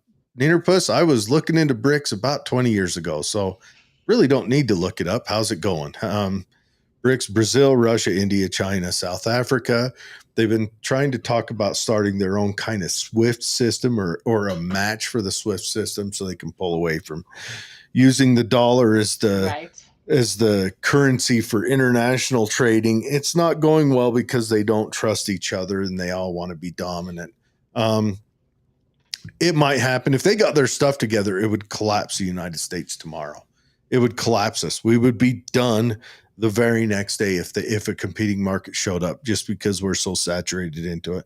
But they haven't got their stuff together, and all of them kind of have all of the same problems we have. These problems are the world over. Inflation and all that. It's the world over. And he says all Republicans look out for their own interests. I would dare you to look into which party gives most to charity and tell me more. Wealth can be inherited, so can poverty. Yes, it can. And wealth can also be lost, and poverty can also be defeated. It is what it is. I guess if you want to steal the wealth from anyone who has any, like have a wealth tax, you can do that. I mean, go ahead. It's not going to prove beneficial, and it's going to cause. Remember, there are no solutions. There are only trade-offs. So steal the wealth, see what comes out of it. There will be things that I can predict and things that are unknown, but it will. You'll get one. You'll have to do it the world over somehow, because what you're going to see, and you're already seeing it in England, anyone with the means to is leaving England right now. Right now, Austin is swelling with expats from England. Right now, they're leaving. Coming in, I know. Yeah. They're going where they can provide a better life for their kids, because let's boil it down. That's all that matters.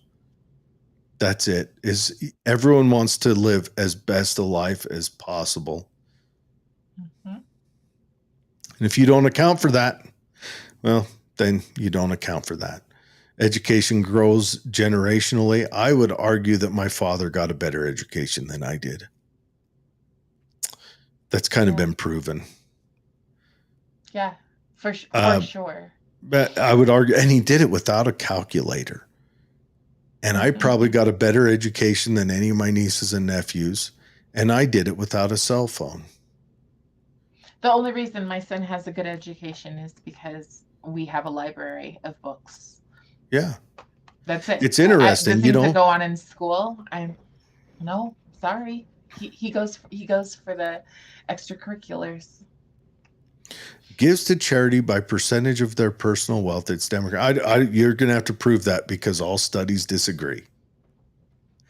All studies disagree 100%, like by leaps and bounds. So share the proof, because all studies disagree with you on that. You can just say that. Of course I can say whatever, like gravity is, if you hit the equator at the certain time of day is only half of what it is. But it's BS. You can say that, but they've studied this. The conservative areas give more to charity in total all numbers and in percentage. Matter of fact, it's the poorest religious areas that give more of their total income to charity. Yeah. So it just is what it is. And both parties protect their wealth. I mean, look at Obama. He made sure that all his coastal elites made bank while the rest of the country died. It is what it is. Everyone protects their own. They all protect their class. Right or wrong. But yeah, I don't know. That's an interesting show. We should probably round it out and close it up. We'll see if Facebook has. No, Facebook's still the same. Go Chiefs. Man, that is weird. I thought he was a Seattle Seahawks fan for sure. Matter of fact, I know I've seen him in Seattle Seahawks shirts. He is. It's because we both went to Moses Lake High School 10 years apart. Moses Lake Chiefs. Oh. I don't even think they're called that now. I think they're called the Mavericks now because... Well, okay. They are in a progressive area, and they've got to... Remember, progressives, to take care of the people, they've got to cancel them. That's something to think about, right? Right. The progressives pushed to take care of the people, so they took Uncle Ben off the rice. They had to cancel him to take care of him. And Jemima had to cancel her to take care of her. The Land O'Lakes Indian had to cancel her to take care of her.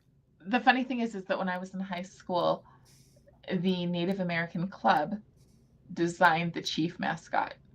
And so they took it from being a cartoon to being this very dignified chief. Uh-huh. And so all of the branding changed to the very dignified looking chief. Yeah, it's gone now. Mavericks, but whatever. Well, yeah. To think about it, next I'll have horses will be mad or something. But if you, it's funny, the tribe, the tribe that the Redskins come from are arguing to try to get it put back on there because it was homage to them, and they're like, "Why'd you take it from us?" Subsidized southern states. The South is still recovering from having slavery. Having slavery had such a negative economic effect on them that it set the South back. Well, they're very socialist. People think it's so conservative there, but that's one thing. I'll come full circle from going to Louisiana and going into Walgreens. There's nothing that you can get in this store without having to buzz a beeper and have a security guard come and find you. But that's because you're in a city too. Cities. The Democrats have destroyed cities. They've made them into low trust societies. Now, I wouldn't say Louisiana is liberal, or I would argue, I think Louisiana is currently ran by a Republican, but the cities are all Democrat. But the South is subsidized. The South is the South is set back. And honestly, the South is set back. Look, any state except Texas is getting subsidized nationally because it's because of slavery. And Texas only climbed out of it in the last couple of years when Texas liberalized in the traditional sense of the word, liberalizing.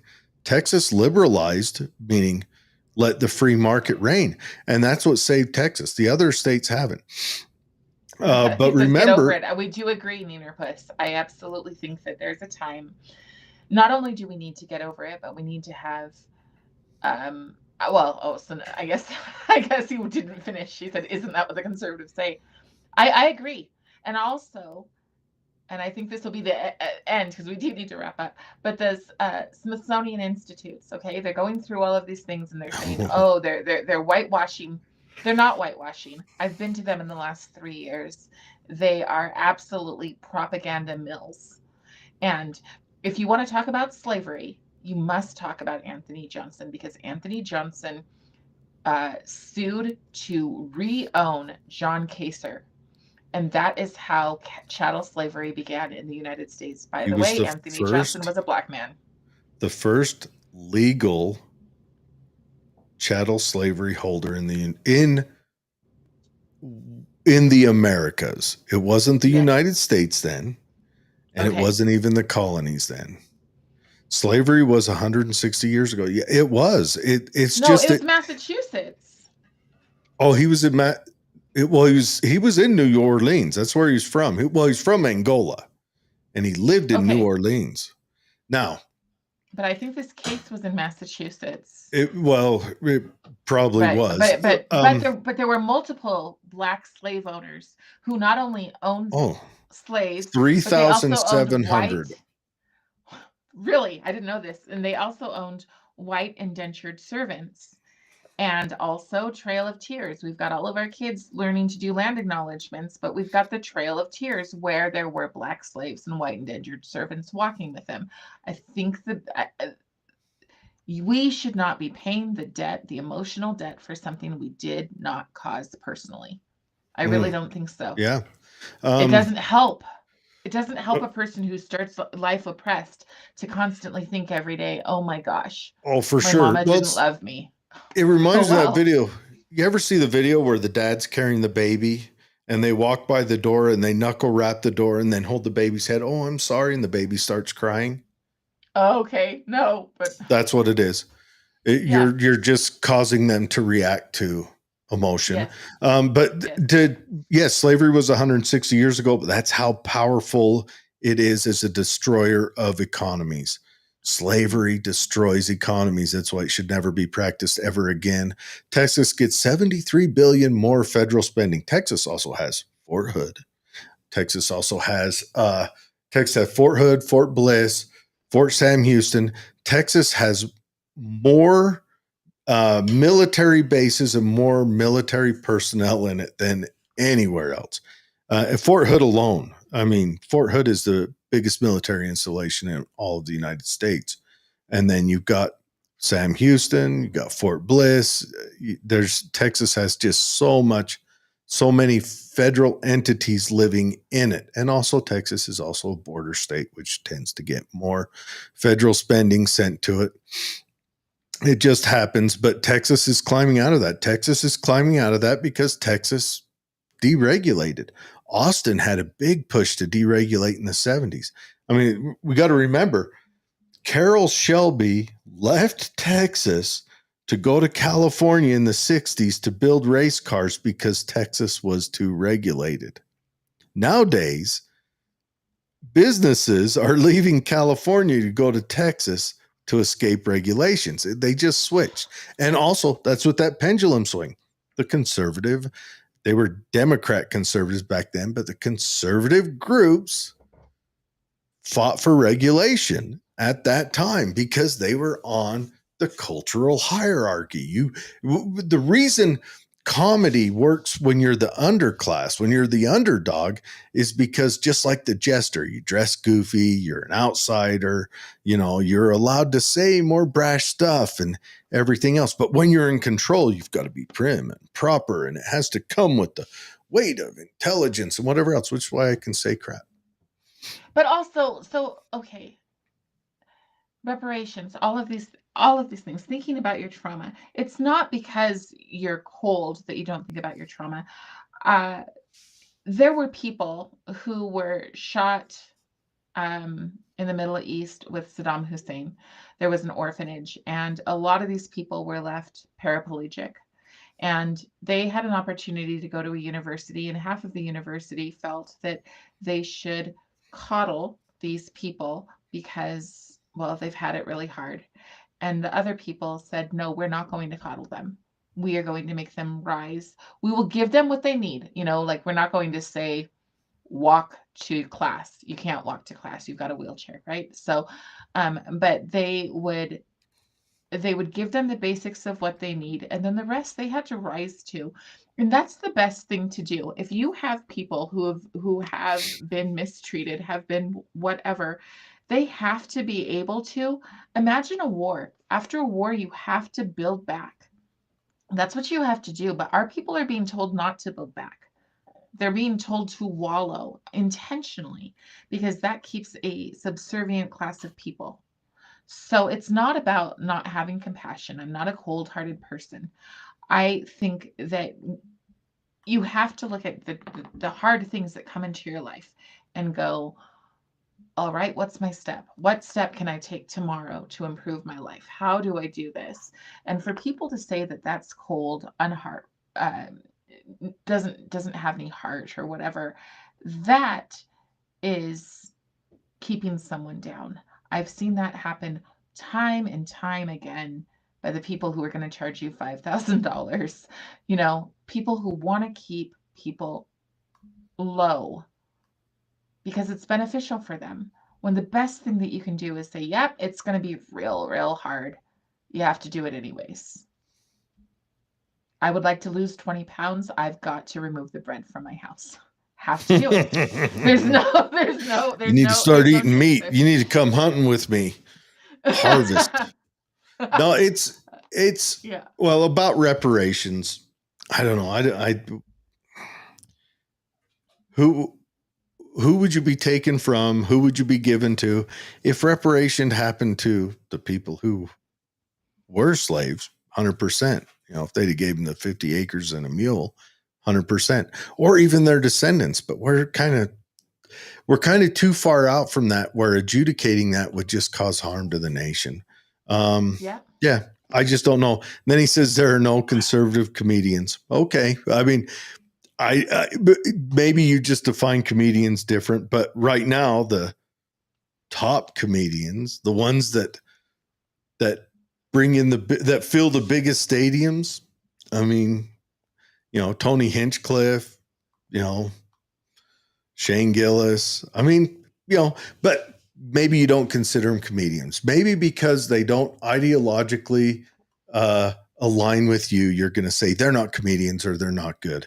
And you can say that. That's fine. I don't care. I guess being a comedian is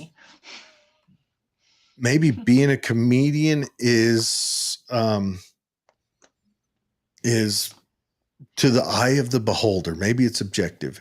If your grandpa stole the Mona Lisa and hid it in his attic and he dies with you inheriting the house, is the Mona Lisa yours? I don't know. Maybe. Good answer. It depends on if you can keep it hidden. If you keep it hidden, well, that's 9/10 of the law. If you can sell it without getting caught, maybe. Labor was stolen, 100%. Yes, it was. Wealth is inherited. Sometimes it's not. I mean, I can think of lots of people who are wealthy who didn't inherit it. Yep. Well, and didn't inherit it. Right. Who climbed Again, their way we'll just up. mention Joe Rogan is rather wealthy. Comes from a poor hippie family. Adam Carolla. Huh? Another conservative comedian. Or maybe he's not a Thomas comedian Sowell. to How you. about Thomas Sowell, our friend Thomas Sowell? He's Thomas very, Sowell. he's What got a was good that? life. What was that black doctor? That black surgeon? Damn it. Ben Carson. Yeah, Ben Carson. Super poor. Yeah. No, the little wealth comes from the people who've told them that they are incapable of doing for themselves and they must be completely dependent on others. If you are completely dependent on others, you have no desire to try. If you have no desire to try, you can't change your outcome. By the way, Neener Puss, I grew up and aged out of the foster system. Yeah. And she's wealthy. Not that. She's got a wealthy last name. She was smart. She married into the last name Bartholomew. It does sound that way, doesn't it? Black built this country. I would argue both people built this country. I know everyone likes to say that only blacks built it. And slaves were part of it, 100%, part of every step. Well, most steps. I mean, up north, they really weren't a part of it. And they need to be paid. But so do you need to be paid because of the color of your skin?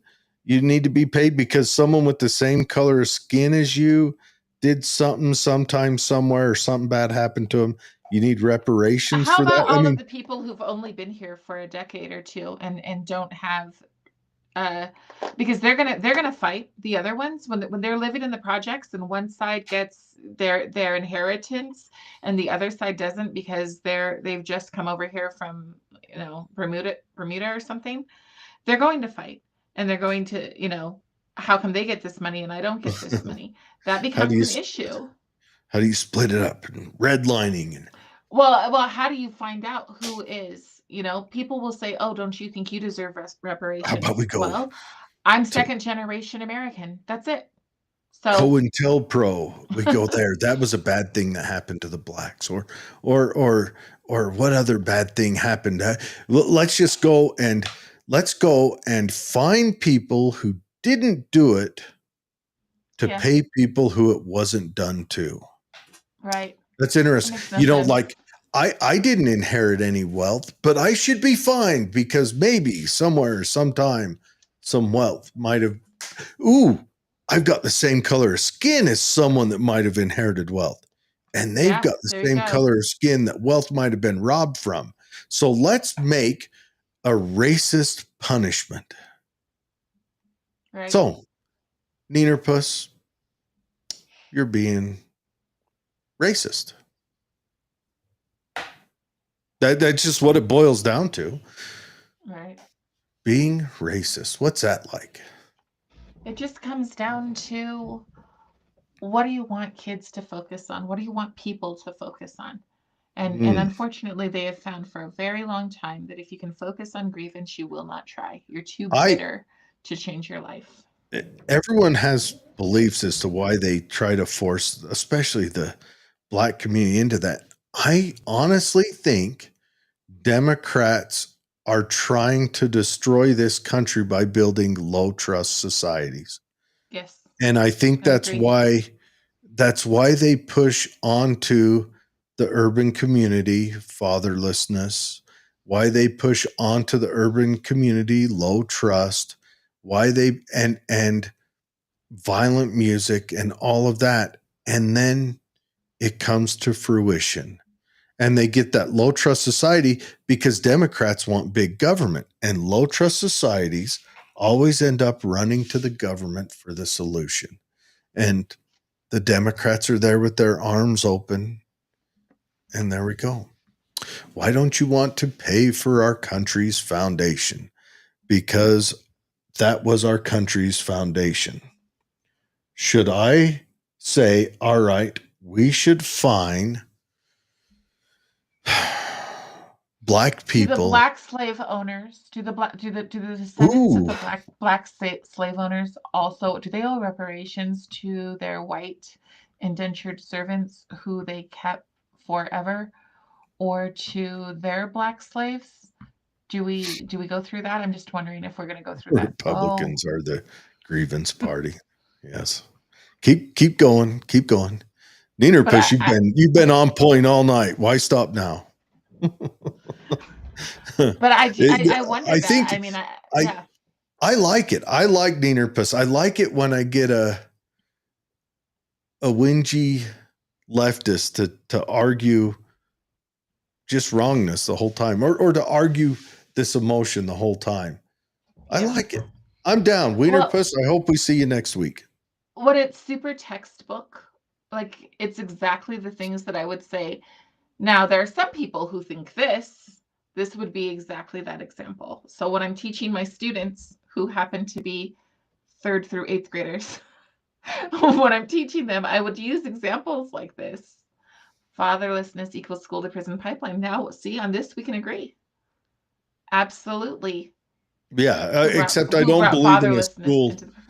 I don't believe in a school to prison pipeline. I mean, it's like there's what, they just drive around picking up young black men and sending them to prison. Like, okay. No, definitely not that. But Yeah. restorative justice in schools does create a situation where kids are not held accountable and they do not have a mentor.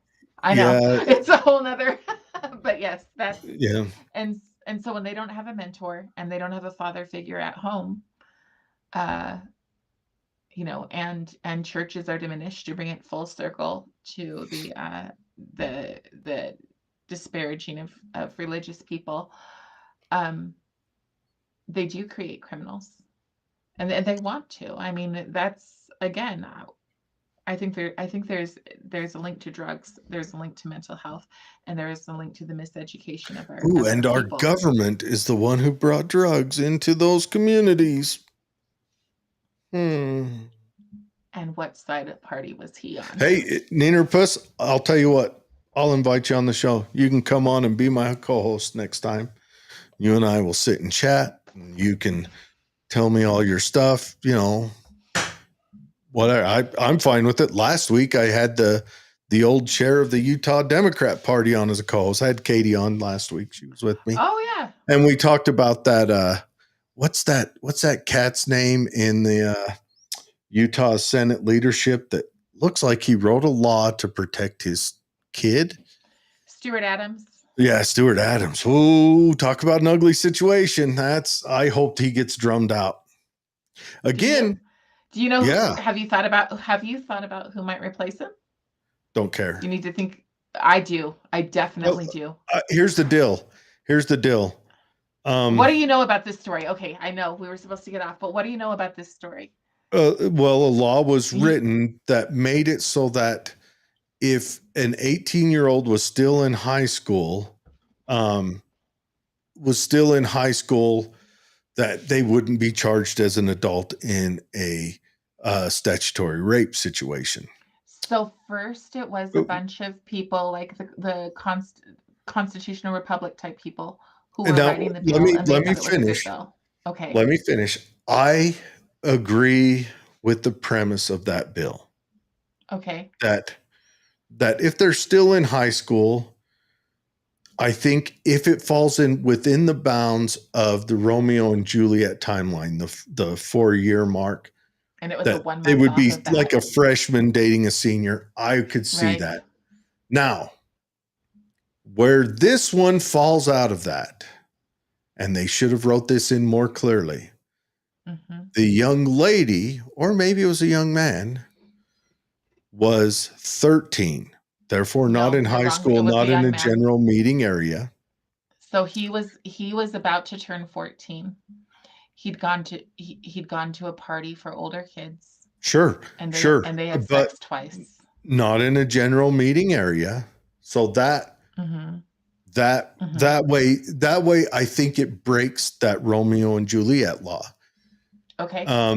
And also what I don't like is that if there's a possibility that someone in power is going to use that power to have other legislators push a bill forward that'll benefit their family, that's just blatant corruption to me. So when I first heard it, my first reaction was, what the heck is going on here? And so I asked for the whole story, and I got the whole story. This is a step grandchild in a new marriage to Stuart Adams. Okay. She was moved here. Their family came here from California. The girl is 18 years old. I don't So it think was a that girl boy. and the boy was younger? Yes. What? Oh, well, then it's Hang on. okay. I'm No, okay with that then. no. Oh, come on. So then she was. Come on, we She all was. know that if it's a lady teacher, it's fine. I mean, the kid's going to blow a shoulder out with all those high fives, but So she was. She was. Uh, the cops came in and perp walked her in school. ooh, She had that's to rough. have. She had to have an ankle bracelet for over a year, Uh-huh. a monitor bracelet, and she will be on the sex offenders registry for the next. I think it's no, it's not 25 years, for the rest of her life. Had she That's been not what it found said. guilty, had she been found guilty, it would be 25 years to life in prison for 2 kids. And also, from what I've Why is heard, he recused himself. But you need to think one more big thing. well, Mike that's not McKell what is number 3 on the on this thing. Mike McKell. the people who put the bill in are saying that he urged them to do it. So I've heard. So I know some of the senators, and I trust some of these senators, and they've written very long dissertations on the whole thing, and he put out his own thing now. So I don't know on that, but I do know, as somebody I who teaches young kids, I do know that sometimes, I mean, from what I've heard is that this kid comes here, doesn't know anyone. It's a rural area. Because I uh-huh. can't figure out what I can't figure out is how even somebody who was about to turn 14, Man, I that just still doesn't like put them that as some like 13-year-old kid went and scored himself an 18-year-old. Like that kid's man, chest all puffed out. He's like, yeah. so that is not the story that we're getting. The story that we're getting is he was quite traumatized. Oh, tell me more. All I can do, you're holding me to a very, very hard place in this conversation. I can completely understand where you're coming from, but I And then also can she see kissed kids me. making a mistake. So I can also see His kids trauma making a came mistake. after when it came out and the parents. And I feel like I remove this. I shouldn't The laugh Stuart about Adams this. thing. I removed the I Stuart Adams shouldn't. thing, and I'm looking at the kids and the Maybe she human thing. forced herself on him. Is this a situation of the evil R word in reverse? Is this that? It happened twice. Like the first time at the party and the second time like she's hiding in the bushes and he's out for his Like in the nightly car. jog Like in in a the car. Like she drove down the street and like kidnapped him, like the old unwashed burlap sack over the head and pulled him into the car like a van. I think 2 kids, If I don't understand. let me tell you like, this. If there was trauma in a 13-year-old boy for that, it was because after she rejected him. That's where the trauma comes from in a 13-year-old boy. I'm telling you that right now. Their brain is not developed enough to even know that something like that was negative to them until the rejection. I think there's a whole lot. Jordan says, Jared, guess what? I went to a free wrestling show. I met some of the local wrestlers 13, in Utah. but look, 17. From what I've heard is that I don't have proof on this, but what I've heard is that she did know how old he was. That was actually said. But what the judges said was that for all but a month's difference, this would have been under the Juliet law. Yeah. And it would have been consensual. So now a lot of people are saying 13-year-olds cannot consent. And this is a hard situation. So this is a hard No, okay. This is about to get heavy. Sorry. We had a foster son who was 5 years old and regularly asked me for sexual favors. He was 5 years old. What trauma did that kid go through? Exactly. So he did not stay with us for long because it's not something I could handle. Oh, I'm sure. That's the reality. But there are kids that are having sex, and we can say, "Oh, not in my nice neighborhood." Oh my Oh, I know goodness, there not. are. I mean, we're the family. We've got politicians in our family. It would never happen to us, but it does happen. Well, remember the And DuPont asking this girl family. for 25 extra years because you hate her grandfather, her step Well, grandfather. see, now that's a rough one. If they're making the punishment harder because of her being tied to him, I Politics. disagree with that too. And me, I'm an open guy. I'm ready to tar and feather any corrupt politician or judge or anything. I think I know where to buy tar. I still need to talk to Fazio if I can buy feathers, but I'm down. I'm down for tarring and feathering. But Yeah. my question on it is, I don't want a law written to defend a family member. I want laws written in open and in the blind. I want them Mhm. open and that blind justice right there. I want them open. I don't want laws written because I have a pending case coming up. I wouldn't want a law written that says, because uh, uh, a law, I wouldn't want a law written that would punish me post de facto or protect me post de facto. Yeah, I think that you have to be a principled person. Mm-hmm. And that's all. Like I think that you have to be a principled person, and I don't know. I just know that my heart goes out to kids who got themselves in a really ugly situation. Yeah. The rest of it to me is like, So what's the punishment this young lady, what's the punishment she walked away with? Because I read on the news that she got,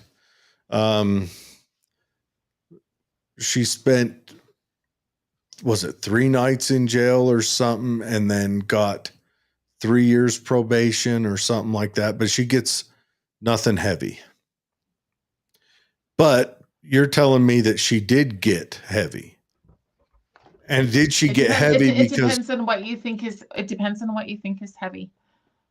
It depends on what you think is appropriate. well, So, okay, what I think is appropriate in this situation, well, honest opinion, most of the time, if this young man is traumatized, I think reparations to him need to be made.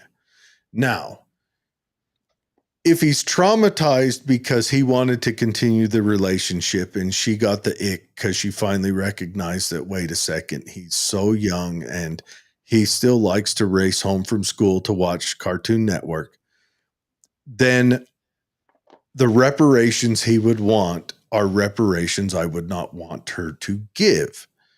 But if it is a situation where she forced herself on him, I would like the reparations to be paid. I don't know. Registering her as a sex offender while she's still in high school and pictures herself as that, would that be a benefit to the community? I don't know. Would jail time be a benefit to the community? I don't know.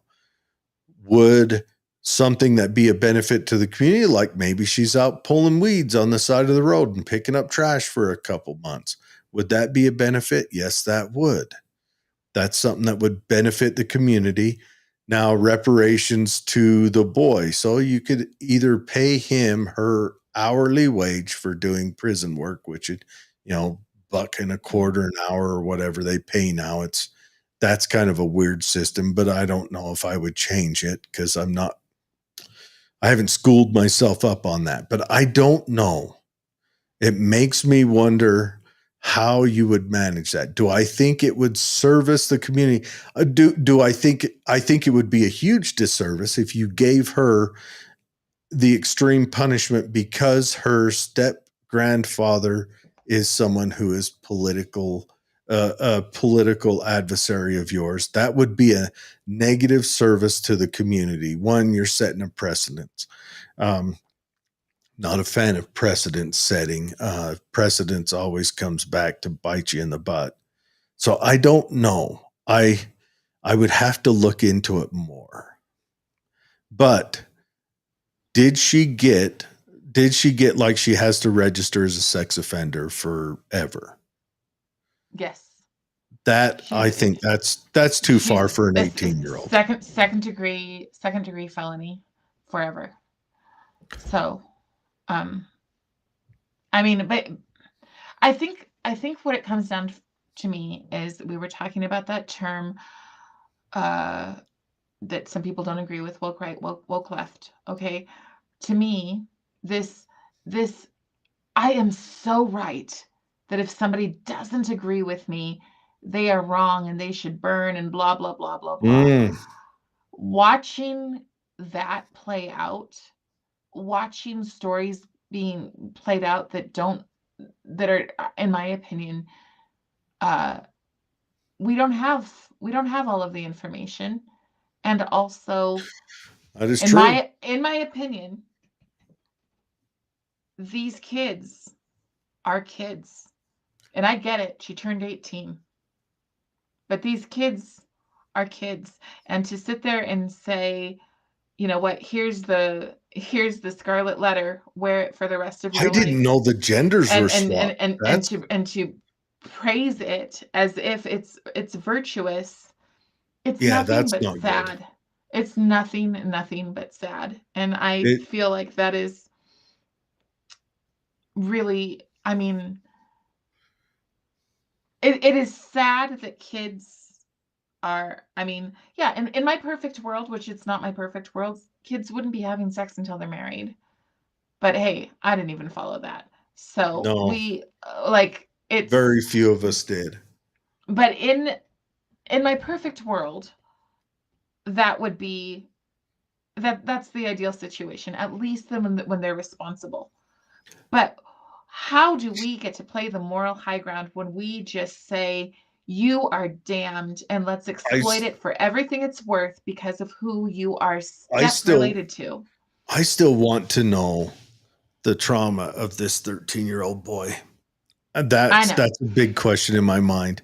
Now he says he's telling me, Calvin Ball, reparations for rape, but not for stole labor. Okay, let me ask you this. Let's say we fast forward 160 years and her descendants, should they have to pay his descendants then? I am all for reparations in the immediate, maybe in the immediate after. I am not okay with reparations 5 generations after. That just doesn't work. That you're just punishing people who weren't there, had no conscious part of it, nor did they, the other side, bear the unconscious brunt of it.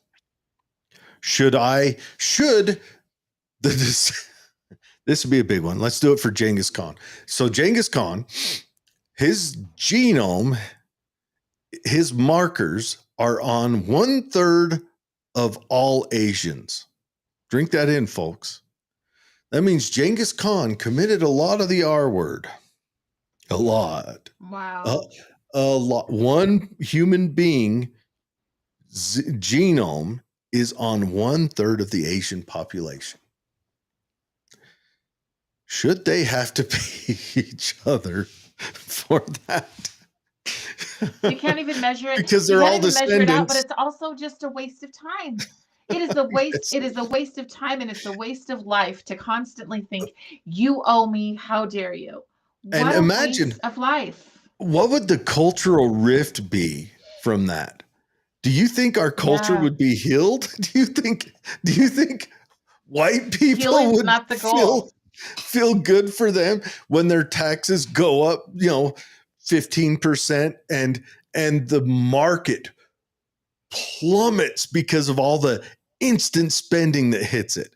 Everything. The next day, eggs cost $50 a carton, and cars. You cannot buy a car. You cannot. And then because all these new cars hit the market, insurance rates shoot through the roof. Could you imagine? You know what? Do it. Do it. Do it. I'm a nihilist. Do it. I don't care. I will sit back and watch. And then Neenerpuss, I do. we can meet up after and we can go, how'd it go, big guy? How was that trade-off? But I want to roll back up to Jordan says he went to a free wrestling show, met some local Utah wrestlers. Tell us more. What was it like a WWE style where they like it with the ropes and the tight pants, like lucha libres and stuff? Was it? I mean, that'd be a good time. I used to like to go watch when they used to have like local Utah UFC down at Sandy Station. So years ago, 20 years ago, I'd go watch that. I know Neenerpuss says he's older than me, but I still doubt it. Maybe he is. I don't know. I'm 50. But yeah, I used to go down there and watch that. I used to love that. Matter of fact, the first time I got pulled over, I stole my mom's car. I was 14. And I was giving my buddy a ride to his grandma's house up here in Twilla. I lived in Grantsville and got pulled over by, I wish I remember his name, but it was the Twilla police officer who started the Utah UFC years later. He kind of got fired from Twilla because Twilla kind of had a problem with their police officers having affairs, and I think he got caught up in that. But that's me speculating. I was young then, and that's just what I heard. But I know he went on to start the Utah UFC, and you used to be able to watch it on like channel 13 at night or 14, whatever. And he would be there announcing and did all that. And I often wonder now, since that's gone away and it's kind of been absorbed into this greater UFC movements, where he's gone. Has he been swallowed into that? Or heck, he's probably in his late 60s now, or, however old. But I often wonder where he is. He wasn't a bad police officer. He didn't write me a ticket, but he got called away real quick for a fire. So I kind of got away with it. But yeah, I was a rather savage youth. I was a rambunctious youth who grew up in that traditional Gen X style, latchkey kid through and through. You still hold the fruits of the crime. No. Oh, do you? No. Does everyone? No. Does every descendant of someone who owned slaves, are they still wealthy? Maybe we'd have to adjudicate that. Maybe we could do it a percentage. This is how much wealth you have, how many generations away. We'll cut that down. What if they're poor? Like, what if they're a lot of people like a homeless guy? You go up there, like one of them's a homeless guy, and you go up there and say, "You owe him," and steal his shoes. Go give it to some black guy out on the street. You get his shoes. The black guy's like, "Ooh, those are gross. Right. I don't want those. Look, I got nice kicks on. Well, here, they're yours. You must take them. You must take them." It's you have to have them. That's my whole point about redemption. We get to have personal redemption. And that's the whole thing about the woke religion. There is no redemption. You must constantly absolve. And so if you don't want that, that's why I never fell for this nonsense from the very beginning. It's not just that. I know in my genealogy, I have an officer on the Union side and an officer on the Confederate side. So the officer on the Union side, so let's say, and I think both of them made it through it, but let's say someone's a descendant of a Union person who died at Gettysburg, but also they're a descendant of someone who, survived as a Confederate. And so they've got both prices and benefit coming down the timeline to them. Someone whose family grew up in the poverty of the post-Civil War era when the father died and everything else. And someone who I mean, not that many Confederates kept any of their wealth. I mean, there was that whole Sherman took care of that for him. Thank you. You know, I mean, there was a little bit, you know, or what if someone's a descendant of a wife of a Confederate that was away that a Union soldier raped? And that's how that ancestor came about. So there's all this that comes down the pipeline. How do you adjudicate that this many generations later? Don't, and there's no goal to do so. There is no goal to do so. That's a come in South Africa. They call them previously privileged people and say they still need another 30 years of doing what they're doing to them. So well, there's no when your religion is hate, it doesn't turn off. I think that's what it is. The religion of hate. We got to look in the past and find something to hate. We've got to look around us and find something to hate. We won't look around us and find something of joy, something to aspiring. We're going to look for hate. Did you get paid? The only reason in the world I could be a Muslim. Did I get paid for? Have I been paid for anything that a slave owner did? I don't think I've ever been paid by a slave owner. I don't. I mean, let's think. Okay. In high school, I worked at the dump, got done with the dump. I joined the Army. Granted, you could maybe make some arguments in that state. Joined the Army, got out of the Army, worked construction, stopped working construction, went back and worked for the government for a spell, stopped that. Got a job at a casino. I was also a bouncer at a brothel. There's a little fun time fact for you. Got done with that, came back here, worked at a diesel remanufacturing place, got done with that, went and worked at a place where we resurfaced bathtubs, got done with that, went out to the salt plant, and intermittent in between that was a handyman. So I don't know if I've been paid by anyone who owns slaves.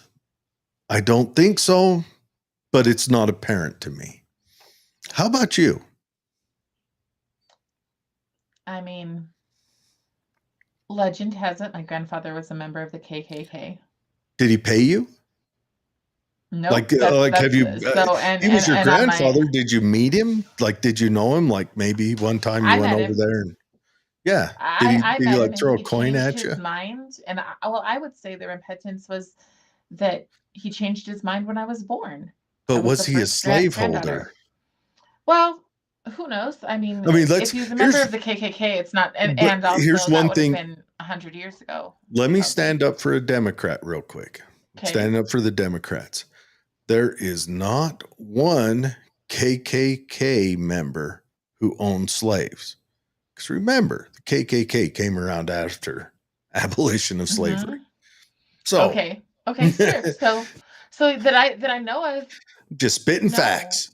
Yeah, that I know of, no, but also, I have a very, very wealthy, famous relative who's died now, who is, he didn't need reparations. Let's put it that way. Oh, he was on the other side of it. The other side of the color card. So he was black. Yeah. But also, like I said, I'm only second generation that I'm aware of here in America. So do I have a right? But in Haiti, I think there weren't slaves in Haiti. So then do I have a right to have like global reparations? There was in the Haitians. Reparations is the dumbest thing. How about here's one for you, Neener Puss. How about the reparations that France is demanding from Haiti for them overthrowing the slave owners? That's a funny one. And that's still happening today. France is demanding reparations from Haiti. Oh my gosh. Let's just do it. Let's say, Neener Puss, let's go with your plan. Let's do it. Let's see how it pans out. Let's do it. I'm a nihilist. I'm okay. You know what? Wow. Out of the ashes, I don't know. Ashes to whatever. 1915, Birth of a Nation, played first first movie played in the White House by anybody? I don't know. Anybody? Woodrow Wilson, Democrat, professor, another educator, dean, if you will, apologist for the South, for the Confederacy, and also the person who destroyed our money as we know it today by forcing the signing of the Federal Reserve. So that's all on your party. My party didn't watch it there. Actually, her party didn't. I'm not a Republican. Have a party. I know. I'm an independent. Like, gosh, I would join the libertarians if they'd pull their head out of their butt. Really, I want to ask them one time, like, is it hard to run when your voice is stopped by your colon?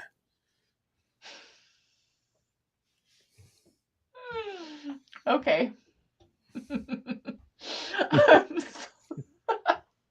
What did you get me involved in here? Haiti did pay for their freedom with blood. They didn't buy themselves out of slavery. Haiti did not buy themselves out of slavery. I would argue that America did something similar. America did. And the more that we do, the more I don't understand how having full cities, multiple generations of dependency don't count as reparations. I don't understand that. But it's not reparations. I mean, technically, it's exactly what reparations would do, but it's not reparations because the dependency we've given them have set them back. It's destroyed them. Yes, it has 100%. But it's hurt them so bad. But people still want it. They still want it. They still, and I'm watching middle class white kids want the same life. They just want things to be paid for them. They don't want to work for them. Yeah. Did you watch that Jubilee video I sent you? Which one was it? Because I've seen a few. One black radical versus 20 black conservatives. That was an interesting one. She's been crashing out after. She's been trying to justify. And a lot of her arguments, I think, had a root in common sense, but she would always take it too far to a place that no one could follow her. Like in the end, there would only be ashes. I mean, let's face it. Yeah. Like true. The black nationalists and the black separatists, if they got what they wanted, they would be the ones that paid the worst price in the end. It would be a total collapse. We've got to have this working together part. Otherwise we collapse. There's technically the only race, if every other race disappeared and only one race was left, the only one that could make it would be the whites. And that's just because of numbers, just because of just sheer numbers, right? It's not because of capability or anything else. That's what I've always thought. Like, what are you asking for? You want a race war when you're less than 3% of the population in Utah? Like, come on. Well, 13% nationally, you know. Right. Yeah. But then we have illegal immigration, and they are oftentimes a certain military age men.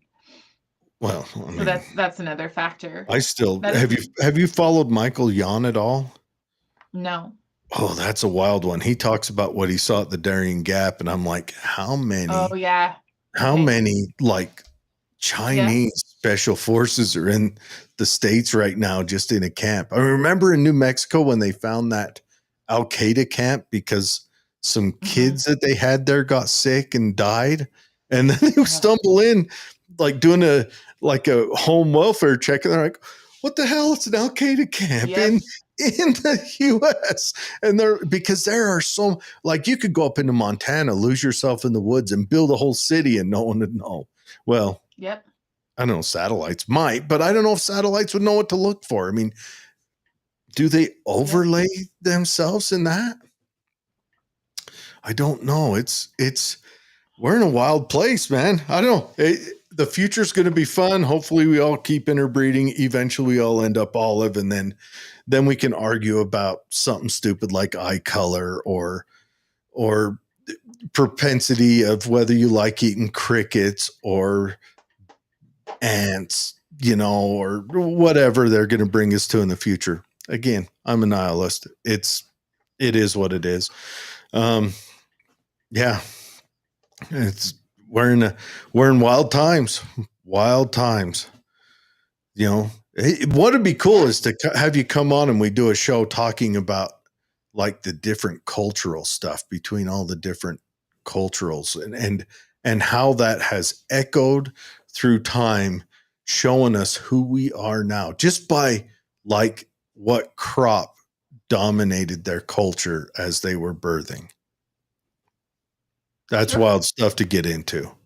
I mean, there are people who hate each other because they live on one side of the river than the other. Well, of course. Literally, like that, just that much, and they are the same race of people. That's been throughout history. People have enslaved each other based on who wins the war, and we're talking about just one tribe to the next. So yeah, I mean, it's ridiculous to think that it comes down to simply about race, and it's ridiculous. It is abusive to continuously hit the hammer home that a certain group of people have been oppressed and to never give them a chance to breathe and overcome it. Every time I talk about this stuff afterwards, I got to go listen to Megadeth Holy War. For those of you who don't know, check it out. It's an outstanding song. And then followed up with Peace Sells. Enjoy. I just want to close out with a question. Do you think Great Britain has a chance? Do you think they can fight it back? They had that Raise the Colors movement 2 weeks ago. Do you think they have a chance? Are they going to fight it back? I think that if they don't, well, I always believe we have a chance. I'm a person of faith. You aren't. So I'm a person of faith, and I always believe that there is an opportunity to do the right thing. I don't know if they will take it. I think that they've been beaten down. I think they are a very dependent culture, and I think that sadly the things that I fight against here are the same things that they've embraced. They've already lost that fight. If they've embraced it 15 years ago, that's an entire generation who's already gone through the school system, and they already believe all of the dumb things that make them not even have the will. But I think that if anything's going to stop them, it's watching their children be on the front lines. Oh, man. Because as long as you can say it's not happening, your children are safe, don't worry, these people are crazy, I don't know what they're talking about. As long as you can convince yourself of that, you won't do anything. But once it actually happens, maybe. I hope so. I hope so because, like I've said, South Africa should be a warning. Great Britain should be a warning. The UK, Canada.